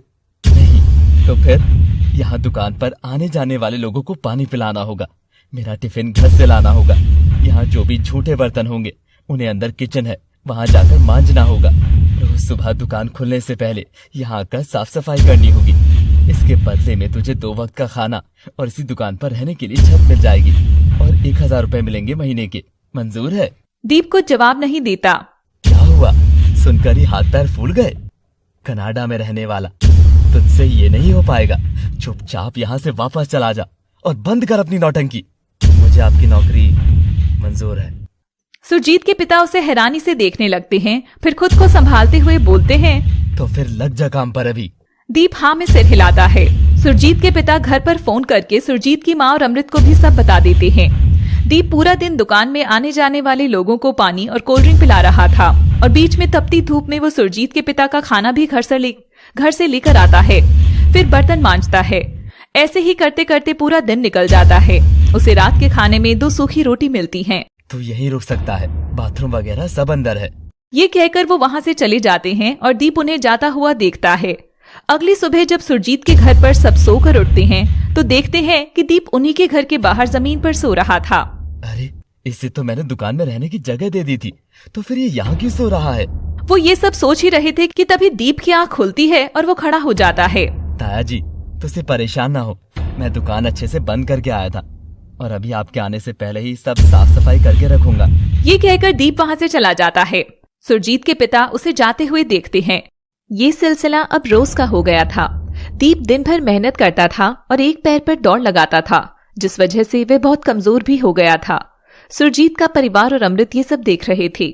दूसरी तरफ सुर भी अपना फर्ज निभा रही थी और गांव में कॉलेज के लिए लगातार कमेटी के ऑफिस के चक्कर लगाती रहती थी। दोनों ही अपने फर्ज की खातिर खुद को भूले हुए थे, पर एक दूसरे की प्यार की ताकत ने दोनों को इतनी शक्ति दे रखी थी कि सब झेलते जा रहे थे बिना उफ किए। देखते देखते 3 महीने बीत गए। एक दिन सुर के पास अमृत का फोन आता है। अमृत भी सुर की दुख भरी आवाज सुनकर दर्द से अपनी आंखें बंद कर लेती है। मैंने तुझे कुछ बताने के लिए फोन किया है। अमृत सुर को जो दीप के साथ हो रहा है वो सब बताती है। सुर की आंखों में दर्द साफ झलक रहा था। सुर, तू दीप से बात करके उसे वापस बुला ले। मुझे नहीं पता कि बाबूजी और बीजी उसे कब माफ करेंगे या करेंगे भी या नहीं। और तू उसे कभी माफ करेगी? अमृत उसकी बात सुनकर चुप हो जाती है। रब दी सौ अमृत, दीप ने कुछ नहीं किया था। अगर उसे पता होता कि ऐसा कुछ हो जाएगा तो वो कभी सुरजीत को नहीं जाने देता। ये कहकर वो फूट फूट कर रोने लगती है। एक वक्त था जब मैं भी दीप को गुनहगार समझती थी, पर जिस दिन वो यहाँ आया तो मैंने उसकी आंखों में जो दर्द देखा, उस चीज ने मुझे ये एहसास कराया कि दीप की गलती नहीं थी, विधि का विधान था ये। मैं हर रोज उसे पश्चाताप की आग में जलते हुए देखती हूँ। सुर, तू उससे बात कर और वापस बुला ले। मैं बाबूजी और बीजी को समझा दूंगी। नहीं अमृत, जिस दिन दीप यहाँ से गए थे उस दिन हम दोनों ने एक दूसरे से वादा किया था कि कुछ भी दीप के प्रायश्चित के रास्ते में नहीं आएगा, ना हमारा प्यार और ना हमारी तकलीफ। मैं उनसे बात करके उन्हें कमजोर नहीं कर सकती। पर सुर, नहीं अमृत, बार बार ये बातें करके मुझे कमजोर मत कर। रखती हूँ। सुर फोन रख देती है। रात हो चुकी थी। सुर अपने कमरे की खिड़की पर खड़ी हुई थी और दीप सुरजीत के घर के बाहर। दोनों चांद को देख रहे थे। दीप के हाथों में सुर का दुपट्टा था। क्या रंग लाया दिल का लगाना, क्या रंग लाया दिल का लगाना, गूंजे हवा में बिछड़े दिला दिया दुहाइया, वे बड़ी लंबिया सी जुदाइयाँ, वे बड़ी लंबिया सी जुदाइयाँ, वे बड़ी लंबिया सी जुदाइयाँ, बड़ी लंबिया सी जुदाइयाँ। न जाने कितनी लंबी है ये जुदाई, कब खत्म होगा ये इंतजार। सहा तो मुझसे भी नहीं जाता, पर फर्ज के आगे मजबूर हूँ और शायद मेरी वजह से तुम भी। हमारे बीच क्या मेरा क्या तुम्हारा, जो है वो हमारा है, पर अब मिलन एक सपने सा लगने लगा है। सपने सा है, पर दिल कहता है कि अपना मिलन जरूर होगा और बहुत यादगार होगा। ये दिल दिया गल्ला है, ये तो दिल ही जाने। दिल दिया गल्ला है, दिल ही जाने। न जाने बिछड़े दिलों को कब मिलवा दे, या इम्तिहा अभी और भी है। सच ही है, ये दिल दी गल है वही जाने। वक्त रेत की तरह हाथ से फिसल रहा था, पर सुर और दीप के जीवन का संघर्ष वैसे ही चल रहा था। दोनों टूटते भी थे, पर हिम्मत करके दोबारा खड़े हो जाते थे। सुरजीत के माता पिता भी दीप को दिन रात काम करते देखते थे, बिना किसी शिकन के, जो कहीं ना कहीं उन्हें उसकी ओर खींचने लगा था। यूं ही 2 महीने और बीत जाते हैं। रात का वक्त था। दीप सुरजीत के घर के बाहर बैठा था और चांद को देख रहा था कि तभी घर का दरवाजा खुलता है और अमृत बाहर आती है। अरे अमृत, तुम इस वक्त यहाँ? कोई काम था क्या? मुझे बताओ, मैं कर देता हूँ। नहीं, कोई काम नहीं था। वो ਤੁਹਾਡੇ नाल कुछ बात करनी थी। हाँ बोलो। तुम यहाँ से चले जाओ। दीप उसकी बात सुनकर थोड़ा हैरान होता है। अमृत की आंखों में आंसू थे। अमृत, अचानक तुम ये? सही कह रही हूँ। तुम क्यों अपनी और सुर की जिंदगी बर्बाद कर रहे हो दीप? तुम दोनों की शादी वाले दिन ही वो सब हुआ और उसके तुरंत बाद तुम यहाँ आ गए। ना तुम दोनों ने एक दूसरे से बात की और ना ही मिले। जिस रास्ते पर तुम दोनों चल रहे हो उसकी कोई मंजिल नहीं है। बीजी और पापा जी तुम्हें कभी माफ नहीं करेंगे। दीप उसकी बातें चुपचाप सुन रहा था। और तुम करोगी मुझे माफ? अमृत उसकी तरफ देखने लगती है। तुमने जवाब नहीं दिया अमृत। मैंने तो तुम्हें कब का माफ कर दिया। कभी सोचा नहीं था कि कर पाऊंगी, पर जिस तरह से तुम हमारे परिवार का ख्याल रख रहे हो बिना किसी स्वार्थ के, ऐसा कोई गुनहगार नहीं कर सकता। मैंने तुम्हारी और सुरजीत की दोस्ती देखी है, प्यार देखा है। तुम उसे नहीं मार सकते। जो हुआ वो नियति थी। अगर हम तुमसे नफरत करते रहेंगे तो शायद सुरजीत की आत्मा को भी कभी शांति नहीं मिलेगी। ये कहते ही वो फूट फूट कर रोने लगती है। उसे ऐसे देखकर दीप की आंख भी भर आती है। वो प्यार से अमृत के सर पर हाथ रखता है। अमृत, तुम्हारे इन शब्दों ने कहीं ना कहीं मेरी बुझती हुई उम्मीद को फिर से जगाया है। बहुत बड़ा दिल है तुम्हारा। मैं तुमसे वादा करता हूँ कि तुम्हारे परिवार में खुशियाँ वापस लाकर रहूंगा। लेकिन दीप, सुर का क्या? 5 महीने से ज्यादा हो चुके हैं। ना तो तुमने उससे बात की है ना मिले हो। उसका क्या? हमारा प्यार और रिश्ता बहुत गहरा है अमृत। हमें एक दूसरे को प्यार और याद करने के लिए बात करने या मिलने की जरूरत नहीं है। हमारे दिल एक दूसरे के नाम से धड़कते हैं। अगर मैं यहाँ से अपना वादा पूरा किए बिना चला गया तो सबसे ज्यादा दुख उसी को होगा। पर तुम उसकी चिंता मत करो, वो ठीक है। और बहुत बहुत शुक्रिया मुझे समझने के लिए। अमृत नम आंखों से हल्का सा मुस्कुरा देती है। वो दोनों जब बात कर रहे थे तब उनके सामने वाले घर की खिड़की से एक औरत ने उन दोनों को बातें करते देख लिया। थोड़ी देर में अमृत घर के अंदर चली जाती है। अगली सुबह दीप और सुरजीत के पिता दुकान के लिए निकल जाते हैं। दोपहर के टाइम सुरजीत की माँ घर का सामान लेने पास की दुकान जा रही होती है। तभी वही औरत 1-2 औरतों के साथ उनके पास आती है। सत श्री अकाल बहन जी। सत श्री अकाल। कैसी है आप? ठीक हूँ, आप बताइए। बहन जी, मैंने ਤੁਹਾਡੇ ਨਾਲ एक गल करनी थी, आपकी नू को लेकर। अमृत को लेकर? कहिए। कल रात मैंने आपकी बहू को, वो जो मुंडा आपके घर बाहर रहता है ना, उससे बात करते देखा था। बुरा ना मानना आप, पर आपकी बहू जवान है और ऊपर से सुरजीत के साथ ऐसा हादसा हो गया। जरा ध्यान रखिए, ऐसे किसी पराये मर्द से बात करना सही नहीं है। हाँ बहन जी, सही कह रही हैं। ये उम्र ही ऐसी है, कदम फिसलते देर नहीं लगती। हमारा काम तो समझाना था, सो बता दिया। बाकी आप समझदार ही हो। ये कहकर वो दोनों औरतें वहां से चली जाती हैं। सुरजीत की माँ की आंखों में आंसू थे। वो घर वापस आती हैं। अरे पीची, आप तो सामान लेने गई थी ना, कहाँ है सामान? नहीं लाई। नहीं लाई? पर क्यों? पहले तू मुझे ये बता कि तू कल दीप से रात को बात करने गई थी। अमृत हैरानी से उनकी तरफ देखने लगती है। क्या हुआ बीजी, आप ऐसे क्यों? पहले मेरी बात का जवाब दे। हाँ वो, तू जानती है कल सामने वाले घर में रहने वाली औरत ने तुझे देख लिया और वो कैसी कैसी बातें बना रही है। अमृत की आंखें भर आती हैं। पर बीजी, मैंने ऐसा क्या? जानती हूँ तूने ऐसा कुछ नहीं किया, पर दुनिया की नजर बहुत खराब है पुत्र। अकेली औरत के चरित्र पर दाग लगाते उन्हें वक्त नहीं लगता। लेकिन बीजी, तभी अमृत की नजर घर के दरवाजे पर पड़ती है जहाँ दीप खड़ा हुआ था। उसने उनकी सारी बातें सुन ली थी। अमृत की नजर झुक जाती है। सुरजीत की माँ दीप के पास आती है। तू क्या चाहता है दीप? क्यों हमारी जिंदगी बद से बदतर कर रहा है? सुना ना तूने कि कैसी बातें शुरू हो गई है? अमृत तो तेरे पिंड की कुड़ी है ना, और तेरे वीरे दी वोटी। क्या चाहता है तू कि उसके दामन में दाग लग जाए? काकी, मैं ऐसा क्यों? तभी दीप पलटकर देखता है तो वहीं औरतें दूर खड़ी उनके घर की तरफ ही देख रही थी और इशारों इशारों में बातें कर रही थी। उनकी देखा देखी आते जाते और लोगों की नजरें भी उनके घर की तरफ जा रही थी। देख रहा है ना, सब कैसे देख रहे हैं हमें। तू चला जा यहाँ से, बख्श दे हमें। दीप की आंखों में हल्के से आंसू आ जाते हैं, पर अगले ही पल वो अपने आंसू पोंछता है और अमृत के पास आता है। अमृत नजरें झुकाए उनके सामने खड़ी थी। दीप उसका हाथ पकड़ता है और घर के बाहर ले जाता है। दीप, ये तुम क्या कर रही हो? सब देख रहे हैं। दीप अमृत का हाथ पकड़ के घर के बाहर खड़ा था और उनके आसपास मोहल्ले के लोग थे जो उन्हें देखकर तरह तरह की बात कर रहे थे। देखो तो जरा इस मुंडे की हिम्मत, मुंडे से ज्यादा अमृत की कैसी बेशर्मी पर उतर आई है। मानती हूँ कम उम्र में पति को खो दिया, लेकिन इसका मतलब ये थोड़ी ना है कि ऐसी हरकतें करे। हाँ। ऐसे ही हर तरफ से कोई ना कुछ उन दोनों के बारे में कह रहा था। अमृत और सुरजीत की माँ बस सर झुकाए उनकी बातें सुन रही थी। थोड़ी देर बाद जब सब शांत हो जाते हैं तब दीप बोलता है, हो गया आप सबका? अगर और कुछ बाकी रह गया है तो वो भी बोल दीजिए। अभी कुछ कहना बाकी रह गया है ऐसी बेशर्मी देखने के बाद? अरे ताया जी, अभी तो बहुत कुछ कहना बाकी रह गया है। बस फर्क इतना होगा कि अब मैं बोलूंगा और आप सब सुनेंगे। सब उसकी तरफ देखने लगते हैं। दीप उस औरत के पास जाता है जिसने सबसे पहले उसके और अमृत के रिश्ते के बारे में बोला था। हाँ तो काकी, जब कल अमृत मुझसे बात कर रही थी तो आपने ऐसा क्या देख लिया जिससे आपको ये लगा कि अमृत के पैर फिसल जाएंगे? तुमने उसके सर पर हाथ रखा था। और क्या? अरे अगर हमारे बीच में किसी तरह का कोई गलत रिश्ता है तो कुछ तो और होगा ना जो हम कर रहे होंगे। मैंने बस इतना ही देखा था। और इतना सा देखकर आपने इतनी बात बना। अमृत और सुरजीत की माँ जिनके सर अभी तक झुके हुए थे वो भी हैरानी से दीप की तरफ देखने लगे।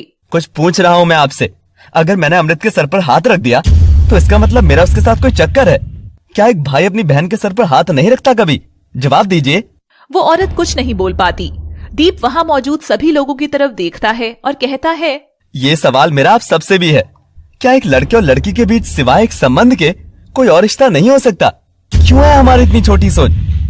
आप लोगों को एक पल नहीं लगा अमृत को बेशर्म कहने में, पर उससे पहले आप सबको खुद पर शर्म आनी चाहिए।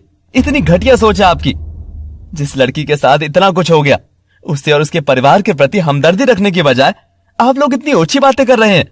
अगर आपके घर की बहू बेटियों के लिए कोई ऐसा बोले तो आपको कैसा लगेगा? जवाब दीजिए। उसकी बातें सुनकर सबकी नजरें झुक जाती हैं। क्या हुआ, सब शांत क्यों हो गए? अब कोई और इल्जाम नहीं लगाना। लगाइए, सुन रहे हैं हम लोग। दीप अमृत के पास जाता है। अमृत, मैंने आज तक कभी कहा नहीं, पर शायद तुम जानती हो कि मैं तुम्हें अपनी बहन मानता हूँ। अमृत भरी हुई आंखों से हाँ में सिर हिलाती है। सुरजीत मेरा सबसे अच्छा दोस्त था, तो इस रिश्ते से मैंने तुम्हें भाभी माना, पर जब भी मैं तुम्हें देखता था मुझे तुम्हें अपनी छोटी बहन ही दिखती थी। क्या तुम आज मेरी कलाई पर एक डोरी बांधकर इस रिश्ते को हमेशा के लिए बनाओगी?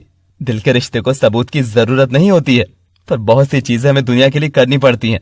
जब तक तुम ये नहीं करोगी तब तक ये लोग कोई ना कोई मौका ढूंढते रहेंगे तुम पर इल्जाम लगाने का। अमृत की आंखों में खुशी के आंसू थे। वो अपने दुपट्टे को फाड़कर दीप की कलाई पर बांध देती है। वो दीप के गले लग जाती है। सुरजीत की माँ की आंखों में भी आंसू आ जाते हैं। वहीं खड़े सभी लोग अमृत और दीप से माफी मांगते हैं और वहां से चले जाते हैं। दूसरी तरफ सुर भी अपनी जिम्मेदारियां निभा रही थी और दीप को याद किया करती थी, पर किसी पर भी जाहिर नहीं होने देती थी। पर सच ही कहा गया है, आंखें मन का आईना होती हैं। वो कुछ कहे या ना कहे, पर उसकी आंखों की उदासी सब बयां कर देती थी। एक दिन वो गुरुद्वारे में माथा टेकने जाती है दादाजी के साथ। दादाजी उसे खड़े देख ही रहे थे। उनकी आंखों में आंसू आ जाते हैं। वो वाहे गुरुजी के आगे हाथ जोड़ते हैं। वाहे गुरुजी, इस बच्ची पर अपनी मेहर करो। इन हालातों को सिर्फ आप ही ठीक कर सकते हैं। इधर ये बच्ची और उधर मेरा पुत्र दीप और वो बच्ची अमृत, इन तीनों की जिंदगी में दोबारा से उजाला फैला दो।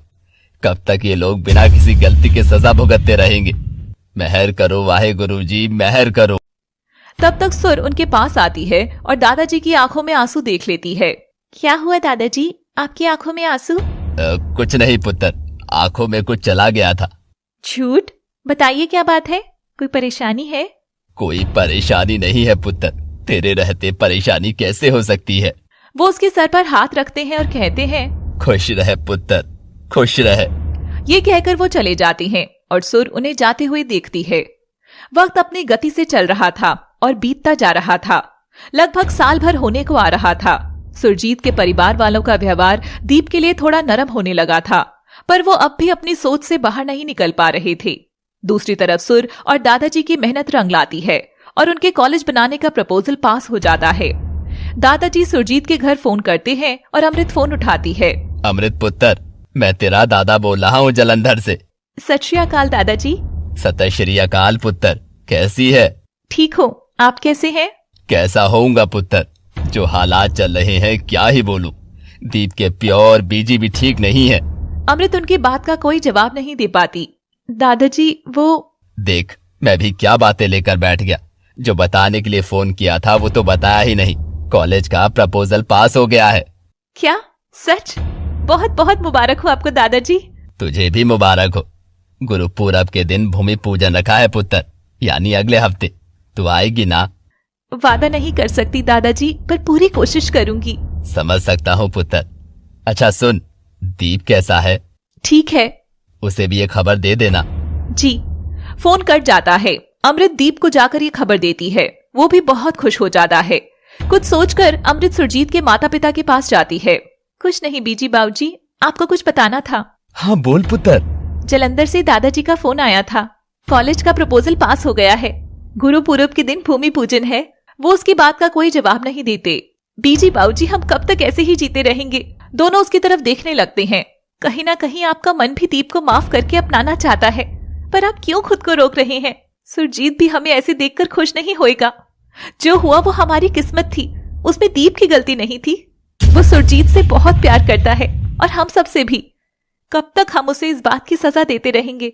एक बार सोचिए इस बारे में प्लीज बीजी बाबूजी। अमृत की आंखों में आंसू आ। शाम को दीप दुकान से घर आता है। वो बहुत थका हुआ था, तो आते ही घर के बाहर जमीन पर आंखें बंद करके लेट जाता है। सुरजीत की बीजी बाहर आती है और उसे ऐसे लेटा देखती है। कि हो या तुझे? दीप अपनी आंखें खोलता है और खड़ा हो जाता है। कुछ नहीं काकी, बस थोड़ा थक गया था तो लेट गया। आपको कोई काम था? नहीं, कोई काम तो नहीं था। वो ये कहकर अंदर चली जाती है। थोड़ी देर में वो चाय का कप लेकर आती है और दीप को देती है। ये ले चाय पी ले, ठीक लगेगा तुझे। सुरजीत की बीजी के मुंह से ऐसी बात सुनकर दीप की आंखें भर आती हैं। वो उनसे कप ले लेता है और चाय पीने लगता है। सुरजीत की माँ उसकी आंखों में आंसू देख लेती है। वो बिना कुछ कहे वहां से चली जाती है। एक हफ्ता गुजर जाता है। आज गुरु पूरब था और साथ ही भूमि पूजन भी। सुर गुरुद्वारे में वाहे गुरु जी के सामने हाथ जोड़कर खड़ी थी। बाबा जी, आज मेरे लिए, दीप के लिए और पिंड के लोगों के लिए ये बहुत बड़ा दिन है। आशीर्वाद दीजिए कि हम सबकी मेहनत सफल हो जाए। अगर आज दीप यहाँ होता तो बहुत खुश होता। ये कहते कहते उसकी आंखें भर आती हैं। उस पर अपनी मेहर बनाई रखिएगा और आशीर्वाद दीजिए कि उसका प्रायश्चित सफल हो। तभी उसके कंधे पर कोई हाथ रखता है। वो पलटकर देखती है तो उसके सामने दीप खड़ा हुआ था। वो यकीन नहीं कर पा रही थी। वो धीरे से अपना हाथ उठाकर उसका गाल छूती है। अभी मुझ में कहीं बाकी थोड़ी सी है जिंदगी, जगी धड़कन नहीं, जाना जिंदा हूँ मैं तो अभी। कुछ ऐसी लगन इस लम्हे में है, ये लम्हा कहाँ था मेरा, अब है सामने, इसे छू लो जरा, मर जाऊं या जी लूं जरा, खुशियाँ चूम लो या रो लो जरा, मर जाऊं या जी लूं जरा। भी मुझ में कहीं बाकी थोड़ी सी है जिंदगी। दोनों की आंखों में आंसू थे। सुर भरे गले से और धीरे से, दीप तुम।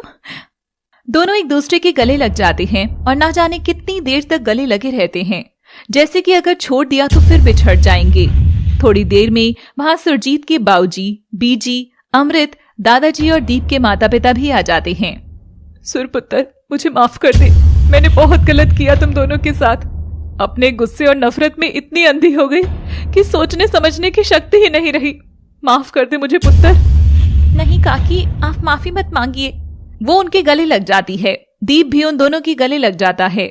सुर की माँ दीप से कहती है, आज जब तू गले लग गया तो ऐसा लगा जैसे मेरा सुरजीत हो। मैं भी तो आपका पुत्र हूँ ना। आज से आप दोनों सिर्फ सुरजीत के बीजी और बाऊजी नहीं हैं, बल्कि मेरे भी हैं। मानेंगे ना आप दोनों मुझे अपना बेटा? हाँ पुत्र, तू हमारा ही बेटा है। हमें हमारा सुरजीते तेरे रूप में वापस मिल गया है। अब नहीं दूर जाने देंगे तुझे। वो उसे अपने गले लगा लेते हैं। सुर अमृत के पास जाती है और दोनों एक दूसरे के गले लगकर बहुत रोती हैं। कभी सोचा नहीं था कि हमारी किस्मत में ऐसे दुख भी लिखे हैं। बचपन की शरारतें तो कहीं छूट सी गई। इस एक साल ने जिंदगी का नया ही रूप दिखा दिया। हाँ, पर अब बस, अब हम सबकी एक नई शुरुआत है जिसे हम खुशी से करेंगे। सुरजीत भी ऐसा ही चाहेगा। अमृत हाँ में सिर हिलाती है। तो बे ठीक है, आप सबको मेरी एक बात माननी पड़ेगी। आप लोग चंडीगढ़ छोड़कर यहाँ पिंड में ही रहेंगे। पर बेटा इसकी जरूरत नहीं है। हमने तुम्हें माफ किया। बस अब तुम अपना और अपने परिवार का ध्यान रखो और खुशी से अपनी जिंदगी जियो। क्या आप लोग मेरा परिवार नहीं है? अभी अभी आपने कहा कि मैं आपका बेटा हूँ, तो क्या कोई बेटा अपने पियो और बीजी से दूर रह सकता है? मैं आप लोगों के बिना नहीं रह सकता। आप लोगों को मेरी बात माननी ही पड़ेगी बस। दीप के बहुत कहने पर सब लोग मान जाते हैं। वाहे गुरु जी का लख लख शुक्र है कि आज के दिन सब ठीक हो गया। चलो, मुहूर्त का समय हो गया है, भूमि पूजन भी तो करना है। सब लोग एक खुले मैदान में पहुंचते हैं और सबके कहने पर दीप और सुर एक साथ नारियल फोड़ते हैं और पूजा करते हैं। 1.5 साल बाद एक बड़े से कॉलेज में सुर एक क्लास में पढ़ा रही थी। इसके आगे का हम कल पढ़ेंगे, ठीक है? वो क्लास से बाहर आती है तो सामने से अमृत आ रही थी। अरे, तेरी क्लास खत्म हो गई? हाँ, मेरी भी अभी ही खत्म हुई है। चलो घर चलते हैं। दोनों घर पहुंचती हैं। अरे आ गई मेरी बच्चियाँ। जी, दीप कहाँ है? वो शहर गया है किसी काम से, आता ही होगा। थोड़ी देर में दीप आ जाता है और उसके साथ एक लड़का भी था। बेटा ये कौन है? इनका नाम नवजोत सिंह है। ये हमारा कॉलेज ज्वाइन कर रहे हैं एज ए कंप्यूटर टीचर। ये तो बहुत अच्छी बात है। दीप उसे सुर और अमृत से मिलवाता है। ये है मेरी वाइफ सुर और ये है मेरी बहन अमृत। नवजोत अमृत को देखकर हल्का सा मुस्कुराता है। अगले दिन से नवजोत भी कॉलेज ज्वाइन कर लेता है। वो अमृत से बात करने की अक्सर कोशिश करता था, पर अमृत उससे ज्यादा बात नहीं करती थी। एक दिन नवजोत दीप के पास आता है। अरे नवजोत, आइए, कोई काम था? हाँ था तो, पर पर्सनल था। आई होप कि आप नाराज नहीं होंगे। अरे कहिए ना, संकोच मत कीजिए। मैं आपकी बहन अमृत को पसंद करता हूँ और उनसे शादी करना चाहता हूँ। दीप के चेहरे पर मुस्कान और उदासी दोनों एक साथ आ जाती हैं। क्या हुआ, आपको मेरी बात अच्छी नहीं लगी? नहीं, ऐसी बात नहीं है। मुझे अच्छा लगा कि आपने अपने मन की बात साफ साफ बता दी, पर कुछ बातें आपका जानना जरूरी है कोई भी फैसला करने से पहले। दीप उसे अमृत की जिंदगी के बारे में सब कुछ बताता है। मुझे उनकी बीती जिंदगी से कोई फर्क नहीं पड़ता। जिस चीज में हमारा बस ही नहीं है उसकी सजा इंसान क्यों भुगते? ये सब जानकर भी मेरा फैसला वही है। दीप के चेहरे पर एक मुस्कान आ जाती है। शाम को वो सुर को और बाकी घर वालों को इस बारे में बताता है। किसी को भी इस बात से कोई परेशानी नहीं थी। मैं अमृत से इस बारे में बात करूंगी। तभी वहाँ अमृत आ जाती है। तुझे बात करने की कोई जरूरत नहीं है क्योंकि मेरा जवाब ना है, पर मैं सुरजीत से प्यार करती हूँ और उसी से करती रहूंगी। उसके जाने के बाद मैंने खुद को संभाला और आज अपने पैरों पर खड़ी हूँ। क्या ये काफी नहीं है? क्या लड़की की जिंदगी की सच्चाई सिर्फ शादी होती है? मैं खुश हूँ, आप सब हो मेरे पास। मेरी सुरजीत की यादें हैं और कॉलेज है। मुझे और कुछ नहीं चाहिए जिंदगी से। तभी वहाँ नवजोत आ जाता है। अमृत जी बिल्कुल सही कह रही हैं। अमृत उसकी तरफ देखती है। इससे पहले कि सब आपको मजबूर करें इस रिश्ते के लिए, मैं आपसे कुछ कहना चाहता हूँ। ये सच है कि मैं आपको पसंद करता हूँ। आपका व्यक्तित्व मुझे पसंद है। जिस हिम्मत से आज आप खड़ी हैं, मुझे उसकी इज्जत है और इसीलिए मैं आपको अपनी जिंदगी में शामिल करना चाहता हूँ। पर मैं ये भी नहीं चाहता कि आप किसी दबाव में आकर ये फैसला लें। मेरा जवाब आपके लिए हमेशा हाँ रहेगा। जिस दिन आपको ऐसा लगे कि मैं वो इंसान हो सकता हूँ जिसे आप अपनी जिंदगी का हिस्सा बना सकती हैं, आप बता दीजिएगा मुझे। और अगर आपका जवाब ना होगा तो वो भी मुझे उसी इज्जत के साथ मंजूर होगा। ये कहकर नवजोत वहाँ से चला जाता है। हम सब भी तुझसे बस यही कहना चाहते हैं, कोई जबरदस्ती नहीं है। जिस दिन तुझे ऐसा लगे कि कोई तेरी जिंदगी में आ सकता है तो तू हमें बता देना। अपने मन की जिंदगी जीने का तुझे पूरा हक है।